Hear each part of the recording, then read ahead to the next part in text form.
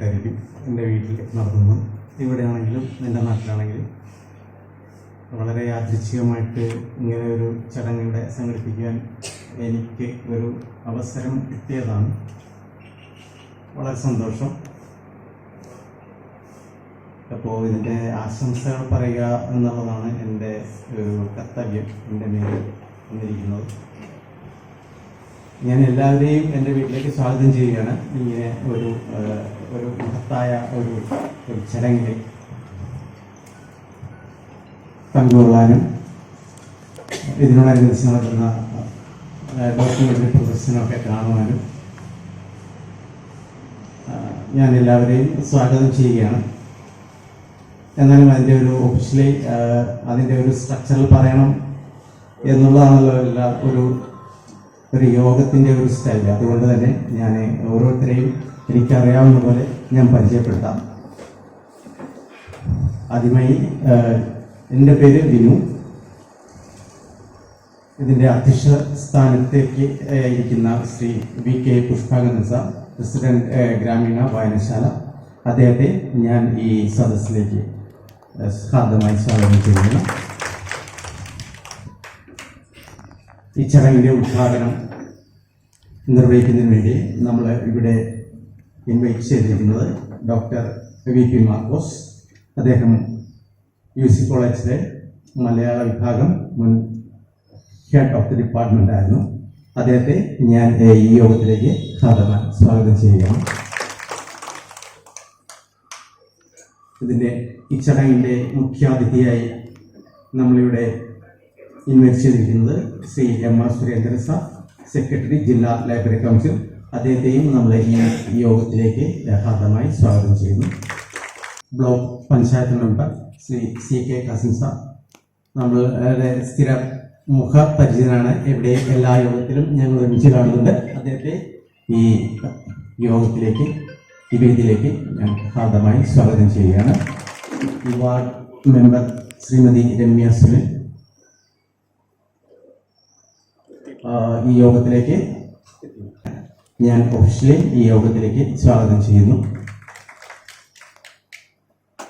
ശ്രീമതി സുധാ വിജയൻ ഈ യോഗത്തിലേക്ക് ഞാൻ ഹാർദമായി സ്വാഗതം ചെയ്യുകയാണ്. ഈ സംഘാടക സമിതിയുടെ കൺവീനർ CV വിജീഷിനെ ഞാൻ ഈ യോഗത്തിലേക്ക് ഹാർദമായി സ്വാഗതം ചെയ്യുന്നു. ശ്രീമതി ഷെറീന ബഷീർ, വൈസ് പ്രസിഡന്റ് ജില്ലാ ലൈബ്രറി കൗൺസിൽ, ഈ ചടങ്ങിൻ്റെ ഈ വേദിയിലേക്ക് ഞാൻ ഹാർദമായി സ്വാഗതം ചെയ്യുകയാണ്.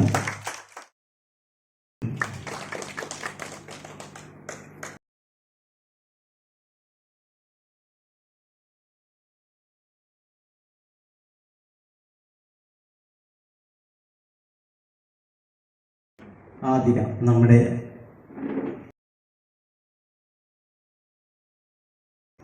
നാട്ടിലെ അറിയപ്പെടുന്ന ഒരു കവയത്രി, ഈ ചടങ്ങിലേക്ക് ഞാൻ ഹാർദമായി സ്വാഗതം ചെയ്യുന്നു. നാട്ടുകാരെ സുഹൃത്തുക്കളെ, വടക്കേക്കാശ്ശേരി കുറ്റിപ്പുഴ കൃഷ്ണപിള്ള സ്മാരക ഗ്രാമീണ വായനശാല ഏതാണ്ട് 2016-17 കാലഘട്ടത്തിലാണ് ഞങ്ങൾ കുറച്ചുപേർ കൂടി ആരംഭിച്ചത്. അതിൻ്റെ ഒരു വളർച്ച അന്ന് തുടങ്ങുമ്പോൾ തന്നെ ഞങ്ങളുടെ ഒരു ആഗ്രഹമായിരുന്നു കുറ്റിപ്പുഴയുടെ പേരിലൊരു അവാർഡ് നമ്മുടെ നാട്ടിൽ നിന്ന് ആരംഭിക്കണമെന്നുള്ളത്. ലോകം മുഴുവൻ ഒരു പുരോഗമന ചിന്താഗതി വളർത്തുകയും അതിൻ്റെ ഒരു ദീപശിഖ നമ്മുടെ നാട്ടിൽ പിടിച്ചു നടക്കുവാൻ സാധ്യമല്ലാത്ത സാഹചര്യങ്ങൾ മാറിയ കാലഘട്ടത്തിൽ ഉണ്ടായി എന്നുള്ളതും കുറ്റിപ്പുഴയെ മറക്കുവാൻ ഇടയായി. ആ കാലഘട്ടത്തിൽ നിന്ന് നമ്മൾ മാറി കുറ്റിപ്പുഴയുടെ പുരോഗമനാശയങ്ങളെ ഈ നാട്ടിലെ ജനങ്ങളിലേക്ക് കൈമാറി കൊടുക്കുക എന്നുള്ളൊരു ഉത്തരവാദിത്വം ഏറ്റെടുത്തുകൊണ്ട് കുറ്റിപ്പുഴയുടെ പേരിലൊരു അവാർഡം സ്റ്റാർട്ട് ചെയ്യുക എന്നുള്ള നിലയ്ക്കാണ് ഞങ്ങൾ ഈ പഞ്ചായത്തിലെ മുഴുവൻ വാർഡുകളിലും ഒരു വീട്ടുമുറ്റ സദസ്സുകൾ സംഘടിപ്പിക്കുന്നത്. ഇതിനെപ്പറ്റി ഞാൻ കൂടുതൽ പറയുന്നില്ല. നമ്മൾ സംസാരിക്കുവാനായിട്ട് ആശംസകൾ പറയാനായിട്ട് അധികം പേരുണ്ട്. എല്ലാവരും കുറേശ്ശെ സമയമെടുത്തത് ചെയ്യണമെന്നുള്ളതാണ്. ഇതിനെപ്പറ്റി കാര്യമായി സംസാരിക്കുവാനായിട്ട് നമുക്കിവിടെ എത്തിയിട്ടുള്ളത് ഡോക്ടർ VP മാർക്കോസ് സാറാണ്. UC കോളേജിലെ മലയാള വിഭാഗം മുൻ മേധാവിയാണ് അദ്ദേഹം.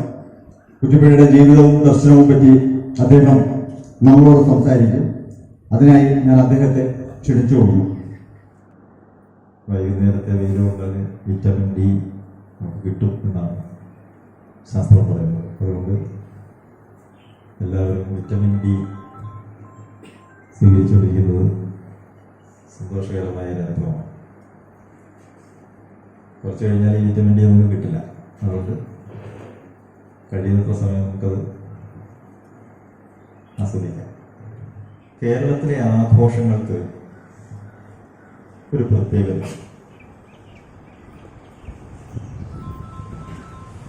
അത് കേരളത്തിന് മാത്രം സ്വന്തമായ ഒരു കാര്യമാണ്. അത് വേറൊന്നുമല്ല, നമ്മുടെ ആഘോഷങ്ങളെല്ലാം എല്ലാവരെയും ഉൾക്കൊള്ളുന്നു, ഇൻക്ലൂസീവ് എന്ന് പറയും. അപ്പൊ അത് കേൾക്കുമ്പോൾ നമുക്ക് നമ്മളെ സംബന്ധിച്ചിടത്തോളം, കേരളത്തിലെ ആളുകളെ സംബന്ധിച്ചിടത്തോളം അത് അതിശയകരമായ ഒരു കാര്യമാണ്. അങ്ങനെയല്ലേ ആഘോഷങ്ങൾ എന്ന് നമ്മൾ ആലോചിക്കും. പക്ഷെ കേരളത്തിന് വെളിയിൽ ഇന്ത്യയുടെ ഇതര സംസ്ഥാനങ്ങളിൽ ഇങ്ങനെയല്ല ആഘോഷങ്ങളൊന്നും. അവിടെ ഏത് നാട്ടിലായാലും ഇത്തരം ആഘോഷങ്ങൾ, ഓണമായാലും വിഷുവായാലും, വിഷു നമുക്കല്ലോ, ഓണം നമുക്കല്ലോ, നമ്മളെ സംബന്ധിച്ചുള്ള പെരുന്നാളാവട്ടെ, ക്രിസ്മസ് ആവട്ടെ, അല്ലെങ്കിൽ ഓണമാകട്ടെ, വിഷു ആകട്ടെ, എല്ലാ ആഘോഷങ്ങളിലും കേരളത്തിലെ എല്ലാ ആളുകളും അതിനകത്ത് ഉൾപ്പെട്ടിട്ടുണ്ടാവും. അവിടെ നമ്മൾ ജാതിയോ മതമോ അനുസരിച്ചുള്ള വേർതിരിവ് കാണിക്കാറില്ല.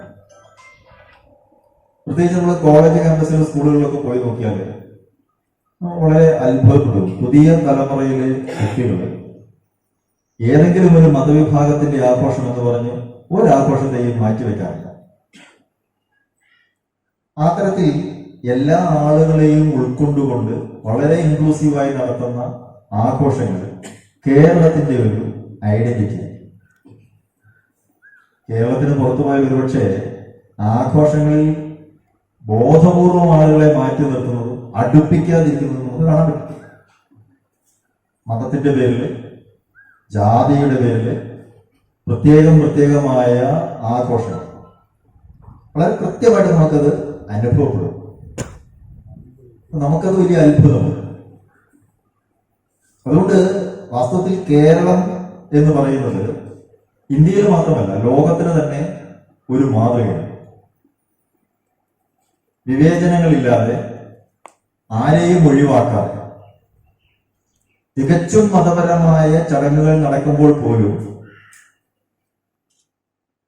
വളരെ കുറച്ച് ചടങ്ങുകൾ മാത്രമാണ് അങ്ങനെ എക്സ്ക്ലൂസീവായിട്ട് മറ്റുള്ളവരെ ഒഴിവാക്കിക്കൊണ്ട് നടത്താറുള്ളത്. ബാക്കി മുഴുവനും നമ്മൾക്ക് ഇൻക്ലൂസീവായിരിക്കുന്ന, ഉൾക്കൊള്ളുന്ന, എല്ലാവരെയും ഉൾക്കൊള്ളുന്ന തരത്തിലുള്ള ആഘോഷങ്ങൾ. ഇതെങ്ങനെയാണ് കേരളം ഈ തരത്തിൽ ഒരു സാഹോദര്യത്തെ വളർത്തിയെടുത്തത് എന്ന് നമ്മൾ ആലോചിക്കണം. വാസ്തവത്തിൽ ഇന്ത്യൻ ഭരണഘടന മുന്നോട്ട് വയ്ക്കുന്ന മൂല്യം, നമ്മുടെ വാർത്തകളിൽ വരുന്ന സംഭവങ്ങൾ, അക്കാര്യം നമ്മൾ നിരന്തരം ഓർമ്മിപ്പിക്കുന്നു. അപ്പോൾ ഈ സാഹോദര്യം എന്ന് പറയുന്ന ഇന്ത്യൻ ഭരണഘടനയുടെ ഈ മൂല്യത്തെ എങ്ങനെയാണ് നമുക്ക് ഉറപ്പിച്ചെടുക്കുവാനും കൊണ്ടു നടക്കാനും കഴിയുന്നത് എന്ന് നമ്മൾ ആലോചിക്കുന്നു. വാസ്തവത്തിൽ ഇത് കേരളത്തിൽ മാത്രം ഉണ്ടാവേണ്ടുന്ന ഒന്നല്ല. ഇത് ലോകം മുഴുവൻ ഇത്തരം ഒരു സാഹോദര്യത്തിന്റെ ആഹ്വാനം ഉണ്ടായിട്ടുണ്ട്. നവോത്ഥാനം എന്ന പേരിൽ ലോകത്തിൽ മുഴുവനും സംഭവിച്ചിട്ടുള്ള ഒരു ആധുനികീകരണ പ്രക്രിയ, അതുവരെ ഉണ്ടായിരുന്ന ഇരുട്ടിൽ നിന്നും വെളിച്ചത്തിലേക്കുള്ള യാത്ര, ആ യാത്രയിൽ എല്ലാവരും തുല്യരാണ്, എല്ലാവരെയും ഒരുപോലെ പരിഗണിക്കണം എന്ന് പറയുന്ന ഒരു മുദ്രാവാക്യം മുന്നോട്ട് വയ്ക്കുകയാണ്. അത് യുക്തിയുടെ അടിസ്ഥാനത്തിൽ, ശാസ്ത്രബോധത്തിന്റെ അടിസ്ഥാനത്തിൽ രൂപപ്പെട്ട മുദ്രാവാക്യം. നോക്കൂ, നമുക്ക് ആലോചിച്ച് നോക്കിയാൽ മനസ്സിലാക്കാവുന്നേ ഉള്ളൂ. മനുഷ്യരെല്ലാവരും തുല്യരാണ് എന്ന് പറയണമെങ്കിൽ അതിനൊറ്റ കാരണമേ ഉള്ളൂ, യുക്തിചിന്ത മാത്രം. യുക്തിപൂർവം ആലോചിച്ചാൽ മാത്രമേ മനുഷ്യരെല്ലാവരും തുല്യരാണ് എന്ന് പറയാൻ കഴിയും. ഒരു മതവും അങ്ങനെ പറയുന്നില്ല മനുഷ്യരെല്ലാവരും തുല്യരാണ്. അപ്പോൾ ആധുനികമായ ലോകത്തിന്റെ അടിക്കല്ല് എന്ന് പറയും. അതുവരെ പലതരത്തിലുള്ള വിഭജനങ്ങൾ കൊണ്ട്, വിവേചനങ്ങൾ കൊണ്ട് പലതായി വേർതിരിക്കപ്പെട്ടിരുന്ന ആളുകൾ, ചിലപ്പോൾ ആളുകൾ എന്ന് പോലും പറയാൻ പറ്റില്ല, ഇന്ത്യയെ സംബന്ധിച്ച് പ്രത്യേകിച്ചു ഇന്ത്യയില് അങ്ങനെ മനുഷ്യരായി പരിഗണിക്കപ്പെട്ടിരുന്നത് വളരെ കുറച്ച് ആൾക്കാരെ ഉണ്ടായിരുന്നു. നോക്കൂ, കുച്ചിപ്പുഴയെ പോലുള്ള ഒരാൾ മാത്രമല്ല, നവോത്ഥാന കാലഘട്ടത്തിന്റെ നവോത്ഥാന മൂല്യത്തെ മുറുകെ പിടിച്ചുകൊണ്ട് കേരളത്തിനും ലോകത്തിനും മാതൃകയായിക്കൊണ്ട് പുതിയ വെളിച്ചത്തെ സൃഷ്ടിക്കാൻ ശ്രമിച്ച, യുക്തിബോധവും ശാസ്ത്രജ്ഞയും കൊണ്ട് പുതിയ ലോകത്തെ സൃഷ്ടിക്കാൻ ശ്രമിച്ച കുച്ചിപ്പുഴ അടക്കമുള്ള നവോത്ഥാന നായകരുടെ ഭാഗത്ത് നിന്ന് ആലോചിക്കുമ്പോൾ നമുക്കത് മനസ്സിലാവും. എന്ന് പറഞ്ഞാൽ കേരളത്തിൽ നല്ല ഇന്ത്യയിൽ തന്നെ 19-ാം നൂറ്റാണ്ടിന് മുമ്പ് മനുഷ്യൻ എന്ന് പറയാൻ കഴിയുമായിരുന്നില്ല, അല്ലെങ്കിൽ മനുഷ്യരുണ്ടായിരുന്നില്ല എന്ന് പറയാം. വളരെ വിചിത്രമായി നമുക്ക് തോന്നും, മനുഷ്യരുണ്ടായിരുന്നില്ലേ എന്ന് നമുക്ക് സംശയം, ഉണ്ടായിരുന്നല്ലോ എന്ന് നമുക്ക് സംശയം ഉണ്ടാവും.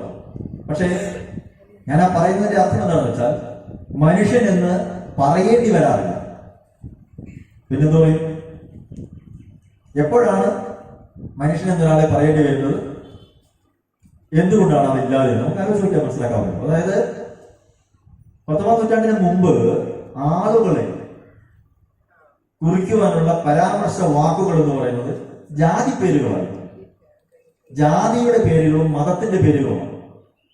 അപ്പൊ അതുകൊണ്ട് നായരെന്നോ നമ്പൂതിരിയെന്നോ പുലയനെന്നോ പറയനെന്നോ ക്രിസ്ത്യാനിയെന്നോ മുസൽമാനെന്നോ പറയുകയല്ലാതെ ഈ വ്യത്യസ്ത വിഭാഗങ്ങളിൽപ്പെട്ട ആളുകളെ ഒരുമിച്ച് പറയേണ്ടി വരുമ്പോൾ മാത്രമാണ് പുതിയൊരു വാക്ക്, അല്ലെങ്കിൽ രണ്ടും കൂടി ചേർന്നിട്ട് പറയാൻ പറ്റുന്ന ഒരു വാക്ക് എന്താണ്? ഒരു കോമൺ നെയിം, ഒരു സാമാന്യ നാമം. ഇപ്പൊ നായരെയും പുലയനെയും ഒരുമിച്ച് ചേർത്ത് പറയാൻ പറ്റുമോ? അങ്ങനെ പറയാൻ പറ്റുമെങ്കിൽ ആ പറയാൻ പറ്റുന്ന വാക്ക് എന്താണ്? നായർ എന്ന് പറയാൻ പറ്റില്ല, പുലയൻ എന്ന് പറയാം. നായർ പറഞ്ഞാൽ പുലയൻ പുറത്തു പോകും, പുലയൻ എന്ന് പറഞ്ഞാൽ നായർ പുറത്തു പോകും. നായരെയും പുലയനെയും ഒരുമിച്ച് എങ്ങനെ പറയും? അല്ലെങ്കിൽ നമ്പൂതിരിയെയും ഈഴവിനെയും ഒരുമിച്ച് എങ്ങനെ പറയും? ക്രിസ്ത്യാനിയെയും മുസൽമാനെയും ഒരുമിച്ച് എങ്ങനെ പറയും? അപ്പോൾ ആളുകളെ ഒരുമിച്ച് പരാമർശിക്കേണ്ടുന്ന സന്ദർഭങ്ങൾ ഉണ്ടായിരുന്നില്ല. അതാണ് നമ്മൾ മനസ്സിലാക്കേണ്ടത്. എന്ന് പറഞ്ഞാൽ അത്രമാത്രം വെള്ളം കയറാത്ത കമ്പാർട്ട്മെന്റുകൾ നമ്മൾ പറയുന്ന പോലെ കൃത്യമായ കർശനമായ വേർതിരിവുകൾ നമ്മുടെ സമൂഹത്തിൽ നിലനിന്നിരുന്നു. ഇന്ന് നമുക്കതൊക്കെ വിചിത്രമായിരുന്നു, പക്ഷെ അത് സത്യമായിരുന്നു. നമുക്കറിയാമല്ലോ, ജന്മി നാടുവാഴിന്റെ വ്യവസ്ഥ നിലനിന്നിരുന്ന കാലത്ത് അടിമകളായി ഇരുന്ന ആളുകളായിരുന്നു നാട്ടിൽ ഭൂരിഭാഗവും. അപ്പോൾ അവിടെ എന്ന് പറയേണ്ടി വരും, അല്ലെങ്കിൽ വിദ്യാർത്ഥികൾ എന്ന് പറയേണ്ടി വരും. വിദ്യാർത്ഥികൾ എന്ന് പറയുമ്പോൾ അതിനകത്ത് ആണുണ്ട്, പെണ്ണുണ്ട്, അല്ലെങ്കിൽ വേറെ വിഭാഗത്തിൽപ്പെട്ട ആളുകളുണ്ട്, ക്രിസ്ത്യാനികളുണ്ട്, മുസ്ലിങ്ങളുണ്ട്, അല്ലെങ്കിൽ ഹിന്ദുക്കളുണ്ട്, ഒക്കെ ഉണ്ട്. അപ്പോൾ വിദ്യാർത്ഥി എന്ന് പറയേണ്ടി വരുന്നത് ഈ ആളുകളെ എല്ലാവരെയും ഒരുമിച്ച് ചേർത്ത് പറയാൻ പറ്റുന്ന ഒരു വാക്കാണ്. വിദ്യ തേടുക എന്നുള്ളത് മാത്രമാണ് അവിടെ ആ വാക്കിനർത്ഥം. അപ്പോൾ മനുഷ്യത്വം എന്ന് പറയുന്ന, അല്ലെങ്കിൽ മാനുഷികാവസ്ഥ എന്ന് പറയുന്ന ഒന്നിനെ മാത്രം നിലനിർത്തിക്കൊണ്ട് ആളുകളെ വ്യവഹരിക്കേണ്ടി വന്നിട്ടില്ല. അത്രമാത്രം നിഷ്ഠുരമായ വ്യവസ്ഥിതി നിലനിന്നിരുന്ന നാടാണ് നമ്മുടെ നാട്. ഇല്ല, അങ്ങനെയല്ലേ?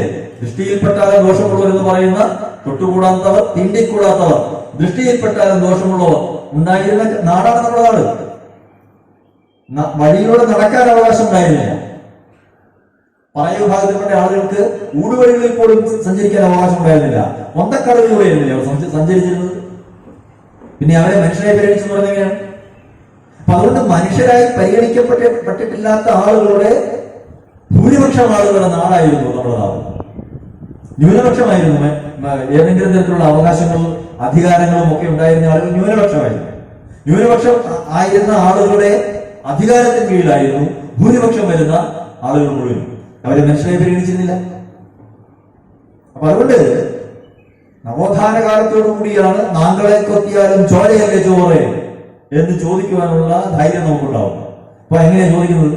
ആ ചോദ്യം ഉന്നയിക്കുന്നത്, ആ ചോദ്യം ഉണ്ടാകുന്നത് എന്താണ് വ്യത്യാസം, ആളുകൾ തമ്മിൽ എന്താണ് വ്യത്യാസം? പറഞ്ഞു വരുന്ന വ്യത്യാസമൊന്നുമില്ല. ഇത് പറയുമ്പോൾ നിത്യചൈതന്യയുടെ ഒരു ഓർമ്മ, ചെറുപ്പകാലത്തെ ഓർമ്മ എനിക്ക് ഓർമ്മ വരികയാണ്. അത് എനിക്ക് തോന്നുന്നു 1930-കളിൽ നടന്ന ഒരു സംഭവം. കാരണം അദ്ദേഹത്തിന് 6 വയസ്സുള്ളപ്പോൾ ഓർമ്മയായിട്ടാണ് അദ്ദേഹം, 6 വയസ്സുള്ള സംഭവമായിട്ടാണ് അദ്ദേഹം പറയുന്നത്. ഞാനത് മുമ്പ് പറഞ്ഞിട്ടുള്ളത്. ജയചന്ദ്രൻ എന്നാണ് അദ്ദേഹത്തിന്റെ പേര്. എന്ന് പറഞ്ഞാൽ യതി എന്ന പേര് സ്വീകരിക്കുന്നു. പൂർവാശ്രമത്തിലെ പേര് ജയചന്ദ്രൻ എന്നാണ്. പത്തനംതിട്ടയാണ് അദ്ദേഹത്തിന്റെ ദേശം. അപ്പോൾ പത്തനംതിട്ടയിൽ ജനിച്ചു വളർന്ന അദ്ദേഹം 6 വയസ്സുള്ളപ്പോൾ സ്കൂളിൽ പോയി തുടങ്ങിയപ്പോൾ സ്കൂളിൽ ഒരു ദിവസം അദ്ദേഹത്തിന്റെ പ്രിയപ്പെട്ട ഗോപാലുള്ള സാറ് വരുന്നു. സാർ വന്നിട്ട് കുട്ടികളോട് അവരുടെ മതം ചോദിക്കുക. നമുക്കറിയാം, മുമ്പൊക്കെ സ്കൂളുകളിൽ സെൻസസ് എടുത്തിരുന്നതിന്റെ ഒരു രീതി അങ്ങനെയാണ്. ക്ലാസ്സിൽ വന്നിട്ട് പരസ്യമായിട്ട് ചോദിക്കും ആരൊക്കെ ഏതൊക്കെ മതവിഭാഗങ്ങളിൽപ്പെട്ടവരാണ് എന്ന് ചോദിച്ചിട്ടാണ് സെൻസസ് എടുത്തിരുന്നത്. ഇപ്പൊ പക്ഷെ അങ്ങനെയല്ല. ഇപ്പൊ അഡ്മിഷന്റെ സമയത്ത് തന്നെ അത് കൃത്യമായി രേഖപ്പെടുത്തി പോവുകയാണ് ചെയ്യും. അപ്പോ സാറ് വന്നിട്ട് ചോദിക്കുക, നിങ്ങളുടെ കൂട്ടത്തിൽ മുസ്ലിം കുട്ടികളൊക്കെ എഴുന്നേറ്റ് നിൽക്കൂ എന്ന് പറഞ്ഞു. അപ്പൊ അതിന്റെ അർത്ഥം മനസ്സിലായില്ല. ഈ ജയചന്ദ്രന് അർത്ഥം മനസ്സിലായില്ല എന്താണ് ഈ പറയുന്നത്. പക്ഷെ ജയചന്ദ്രൻ ഒരു കാര്യം മനസ്സിലായി, ഉമ്മർ എഴുന്നേറ്റ് നിൽക്കുന്നുണ്ട്.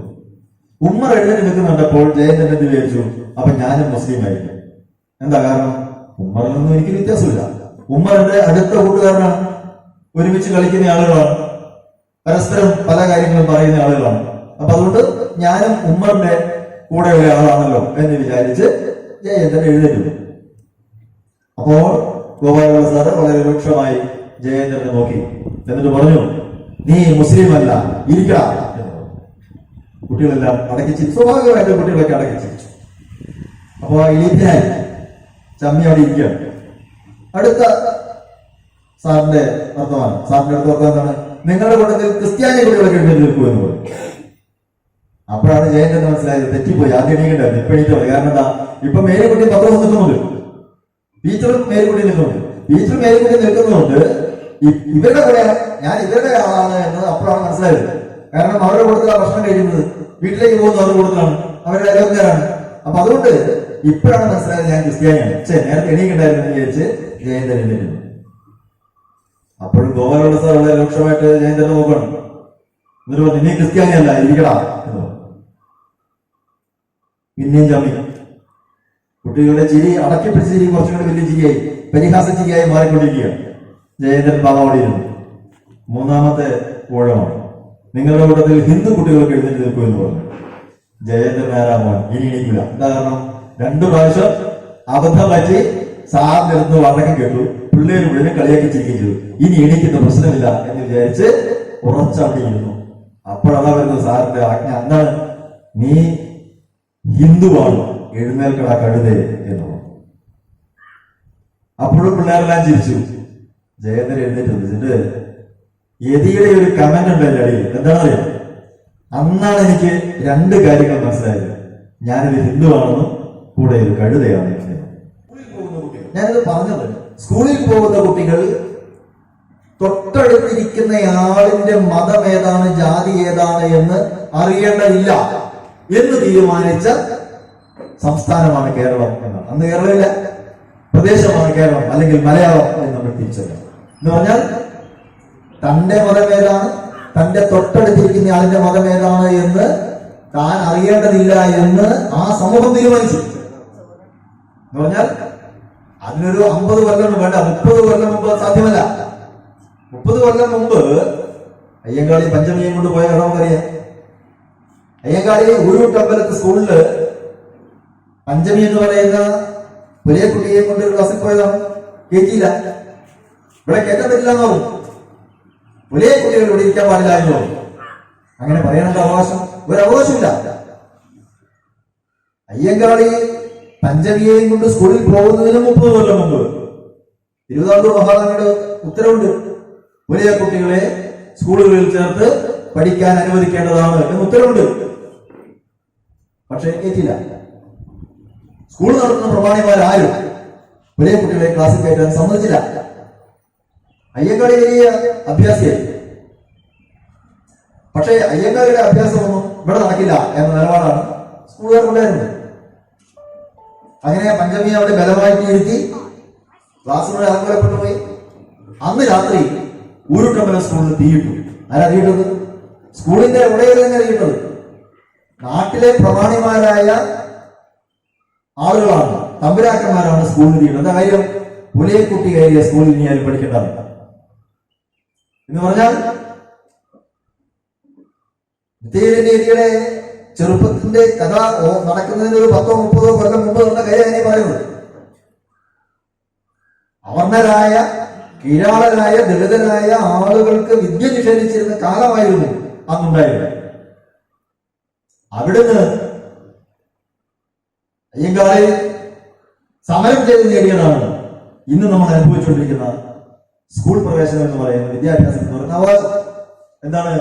ഞങ്ങളുടെ കുട്ടികളെ പഠിപ്പിച്ചില്ലെങ്കിൽ നിങ്ങളുടെ പാടത്ത് ഞങ്ങൾ മുട്ടിപ്പുലി വിളിപ്പിക്കും എന്ന് ശപഥം ചെയ്തുകൊണ്ട് പണിക്കിറങ്ങാതെ ലോകത്തിൽ ആദ്യത്തെ പണിമുടക്ക് എന്തിനു വേണ്ടി? വിദ്യാഭ്യാസത്തിന് വേണ്ടി. കൂലി കൂട്ടാൻ വേണ്ടി പണിമുടക്ക് ഉണ്ടായിട്ടുണ്ട്. അല്ലെങ്കിൽ അധ്വാനവുമായി ബന്ധപ്പെട്ട് പലതരത്തിലുള്ള പണിമുടക്ക് മുമ്പുണ്ടായിട്ടുണ്ട്. പക്ഷെ വിദ്യാഭ്യാസത്തിന് വേണ്ടി, മക്കളുടെ വിദ്യാഭ്യാസത്തിന് വേണ്ടി ലോകത്തിൽ ആദ്യമായി, പക്ഷേ ലോകത്തിൽ ആദ്യമായി പണിമുടക്ക് നടക്കുന്നത് നമ്മുടെ കേരളത്തിൽ. ഞാൻ പറഞ്ഞു വന്നത്, ആ തരത്തിൽ അടുത്തടുത്തിരുന്ന് പഠിക്കുന്നത് പോലും, ഒരേ സ്കൂളിൽ പഠിക്കാൻ പോലും അവകാശമില്ലാതിരുന്ന, വിദ്യാഭ്യാസം പോലും നിഷേധിക്കപ്പെട്ടിരുന്ന ജനവിഭാഗങ്ങൾ ഉണ്ടായിരുന്ന നാട്ടിൽ നിന്നും 10, 30, 40 കൊല്ലം കഴിയുമ്പോഴേക്കും തൊട്ടടുത്തിരിക്കുന്നയാളിന്റെ ജാതിയോ മതമോ അറിയേണ്ടതില്ല എന്ന അവസ്ഥയിലേക്ക് കേരളം വളർന്നു. കേരളം മാറി. അതെങ്ങനെയാ മാറിയത്? അത് ഈ തിരുവിതാംകൂർ മഹാറാണി ഉത്തരവ് പുറപ്പെടുവിച്ചിട്ടല്ല. ഒരാളും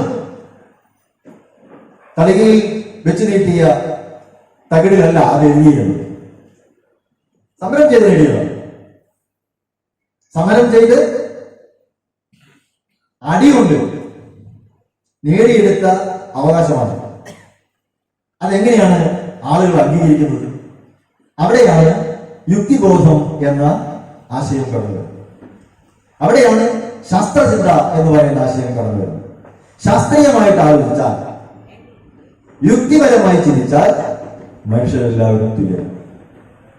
അതിൽ നിറവ്യത്യാസങ്ങളില്ല, ലിംഗവ്യത്യാസങ്ങളില്ല, ദേശവ്യത്യാസങ്ങളില്ല, സമ്പത്ത് വ്യത്യാസങ്ങളില്ല, ജാതി വ്യത്യാസങ്ങളില്ല, ഒരു തരത്തിലുമുള്ള മതവ്യത്യാസവുമില്ല. നമ്മുടെ ആശുപത്രികൾ അതിന്റെ തെളിവല്ലേ? നമ്മൾ ആലോചിച്ചു, നമ്മൾ രക്തം കൊടുക്കുമ്പോൾ, അവയവം ദാനം ചെയ്യുമ്പോൾ ജാതിയുമില്ല, മതവുമില്ല, വിദ്യാഭ്യാസവുമില്ല, ലിംഗവുമില്ല, ഒന്നുമില്ല. അവിടെ എന്താ നോക്കുന്നത്? അവിടെ സയന്റിഫിക് ആയിട്ട്, ശാസ്ത്രീയമായിട്ട് യോജിക്കുന്നുണ്ടെന്ന് മാത്രമേ നോക്കുന്നുള്ളൂ.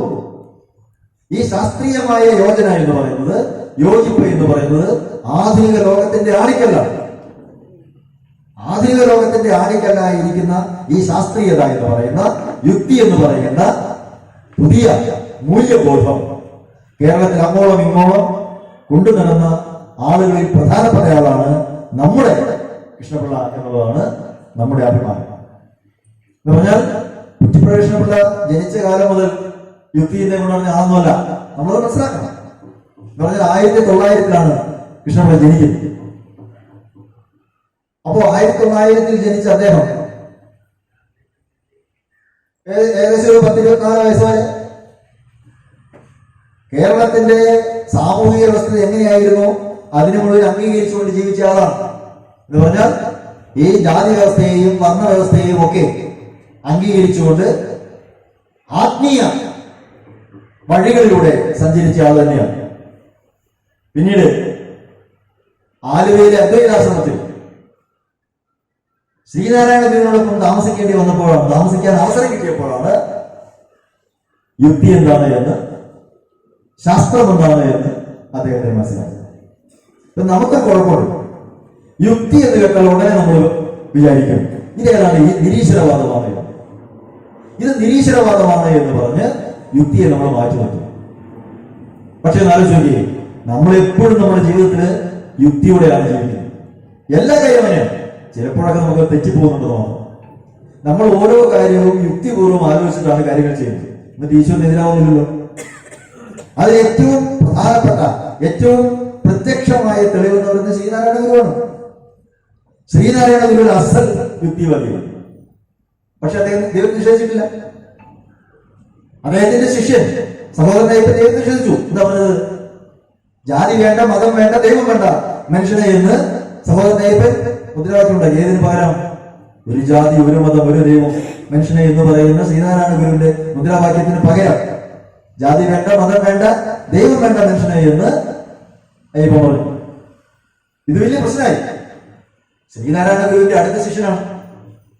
അദ്ദേഹത്തിന്റെ ആശയങ്ങൾ ലോകത്തെ പ്രചരിപ്പിക്കേണ്ടത് ആളാണ്. അയാൾ പറയുന്നത് ദൈവം വേണ്ട. ശ്രീനാരായണ ഗുരു എന്ന് പറഞ്ഞിട്ടില്ല. അങ്ങനെ പറഞ്ഞിട്ടില്ലെന്ന് മാത്രമല്ല, ആളുകൾക്ക് ആരാധിക്കുവാൻ വേണ്ടി വിഗ്രഹങ്ങളും അമ്പലങ്ങളും വിഗ്രഹങ്ങളും ഉണ്ടാക്കിക്കൊണ്ടിരിക്കുന്നുണ്ട്. പല പല പ്രതിഷ്ഠകൾ, കണ്ണാടി പ്രതിഷ്ഠയായി, ഈഴവശേഖരൻ എന്ന പ്രതിഷ്ഠ, അങ്ങനെ പലതരം പ്രതിഷ്ഠകൾ അദ്ദേഹം നടത്തിയിട്ടുണ്ട്. കുടുംബത്തിൽ എങ്ങനെ യോജിക്കും? ആളുകൾ എല്ലാവരും കൂടി പരാതിയുമായി ശ്രീനാരായണ അടുത്ത് ചെന്നു. നോക്കൂ, സഹോദരൻ അയ്യപ്പൻ ദൈവമില്ല എന്ന് പറയുന്നു, അങ്ങ് എന്തെങ്കിലും ഒന്ന് ചെയ്യണം എന്ന്. ഗുരു എന്താ പറഞ്ഞത്? ഗുരു പറഞ്ഞു, സഹോദരൻ അങ്ങനെ പറഞ്ഞിട്ടോ കുഴപ്പമില്ല, അയ്യപ്പൻ അങ്ങനെ പറയുന്നത് കുഴപ്പമില്ല. കാരണം എന്താ? അയ്യപ്പന്റെ പ്രവൃത്തിയിൽ ദൈവമുണ്ട്, അത് മതി എന്നാ. യുക്തിപൂർവ്വം ആലോചിച്ചുകൊണ്ട് മാത്രം അങ്ങനെ പറയാൻ പറ്റില്ല. എന്ന് പറഞ്ഞാൽ ശ്രീനാരായണ ഗുരു എന്ന് പറയുന്ന ആളിന്റെ യുക്തിയാണ്. അദ്ദേഹത്തിന്റെ ജീവിത ചര്യ മുഴുവൻ എടുത്തു നോക്കിയാൽ, അദ്ദേഹത്തിന്റെ സംഭാവന മുഴുവൻ നമ്മൾ എടുത്തു നോക്കിയാൽ നമുക്ക് മനസ്സിലാവും.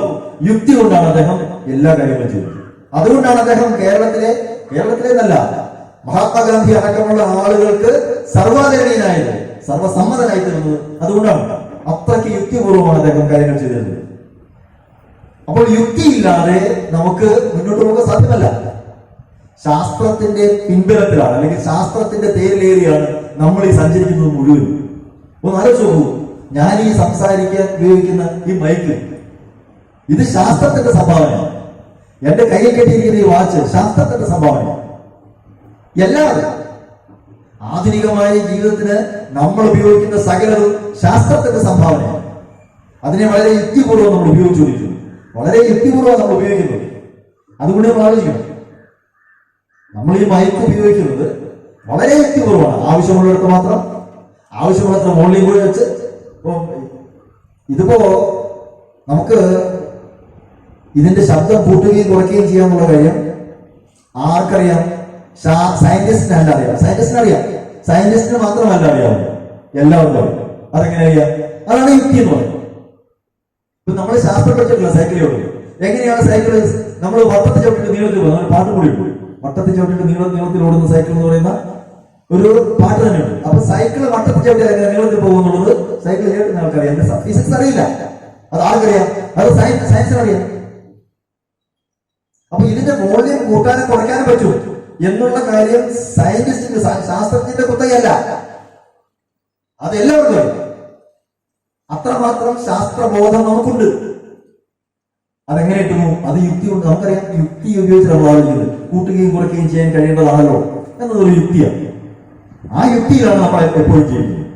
അപ്പൊ നമ്മൾ കാരണസഹിതം കാര്യങ്ങളെ ആലോചിച്ചുറപ്പിച്ചാണ് നമ്മൾ മുന്നോട്ട് പോയിക്കൊണ്ടിരിക്കുന്നത്. അത് പക്ഷേ എല്ലായിടത്തും കാണുന്നില്ല, പ്രത്യേകിച്ച് കേരളത്തിന് വെളിയിൽ തീരെ കാണുന്നില്ല. സത്യാനന്തര കാലം എന്ന് പറയുന്ന ഒരു സങ്കല്പം കുറ്റുപുഴ മുന്നോട്ട് വെച്ച ആശയത്തിന്റെ വിശദീകരണമാണ് ഞാൻ പറഞ്ഞുകൊണ്ടിരിക്കുന്നത്. സത്യാനന്തര കാലം എന്താണ്? സത്യാനന്തര കാലം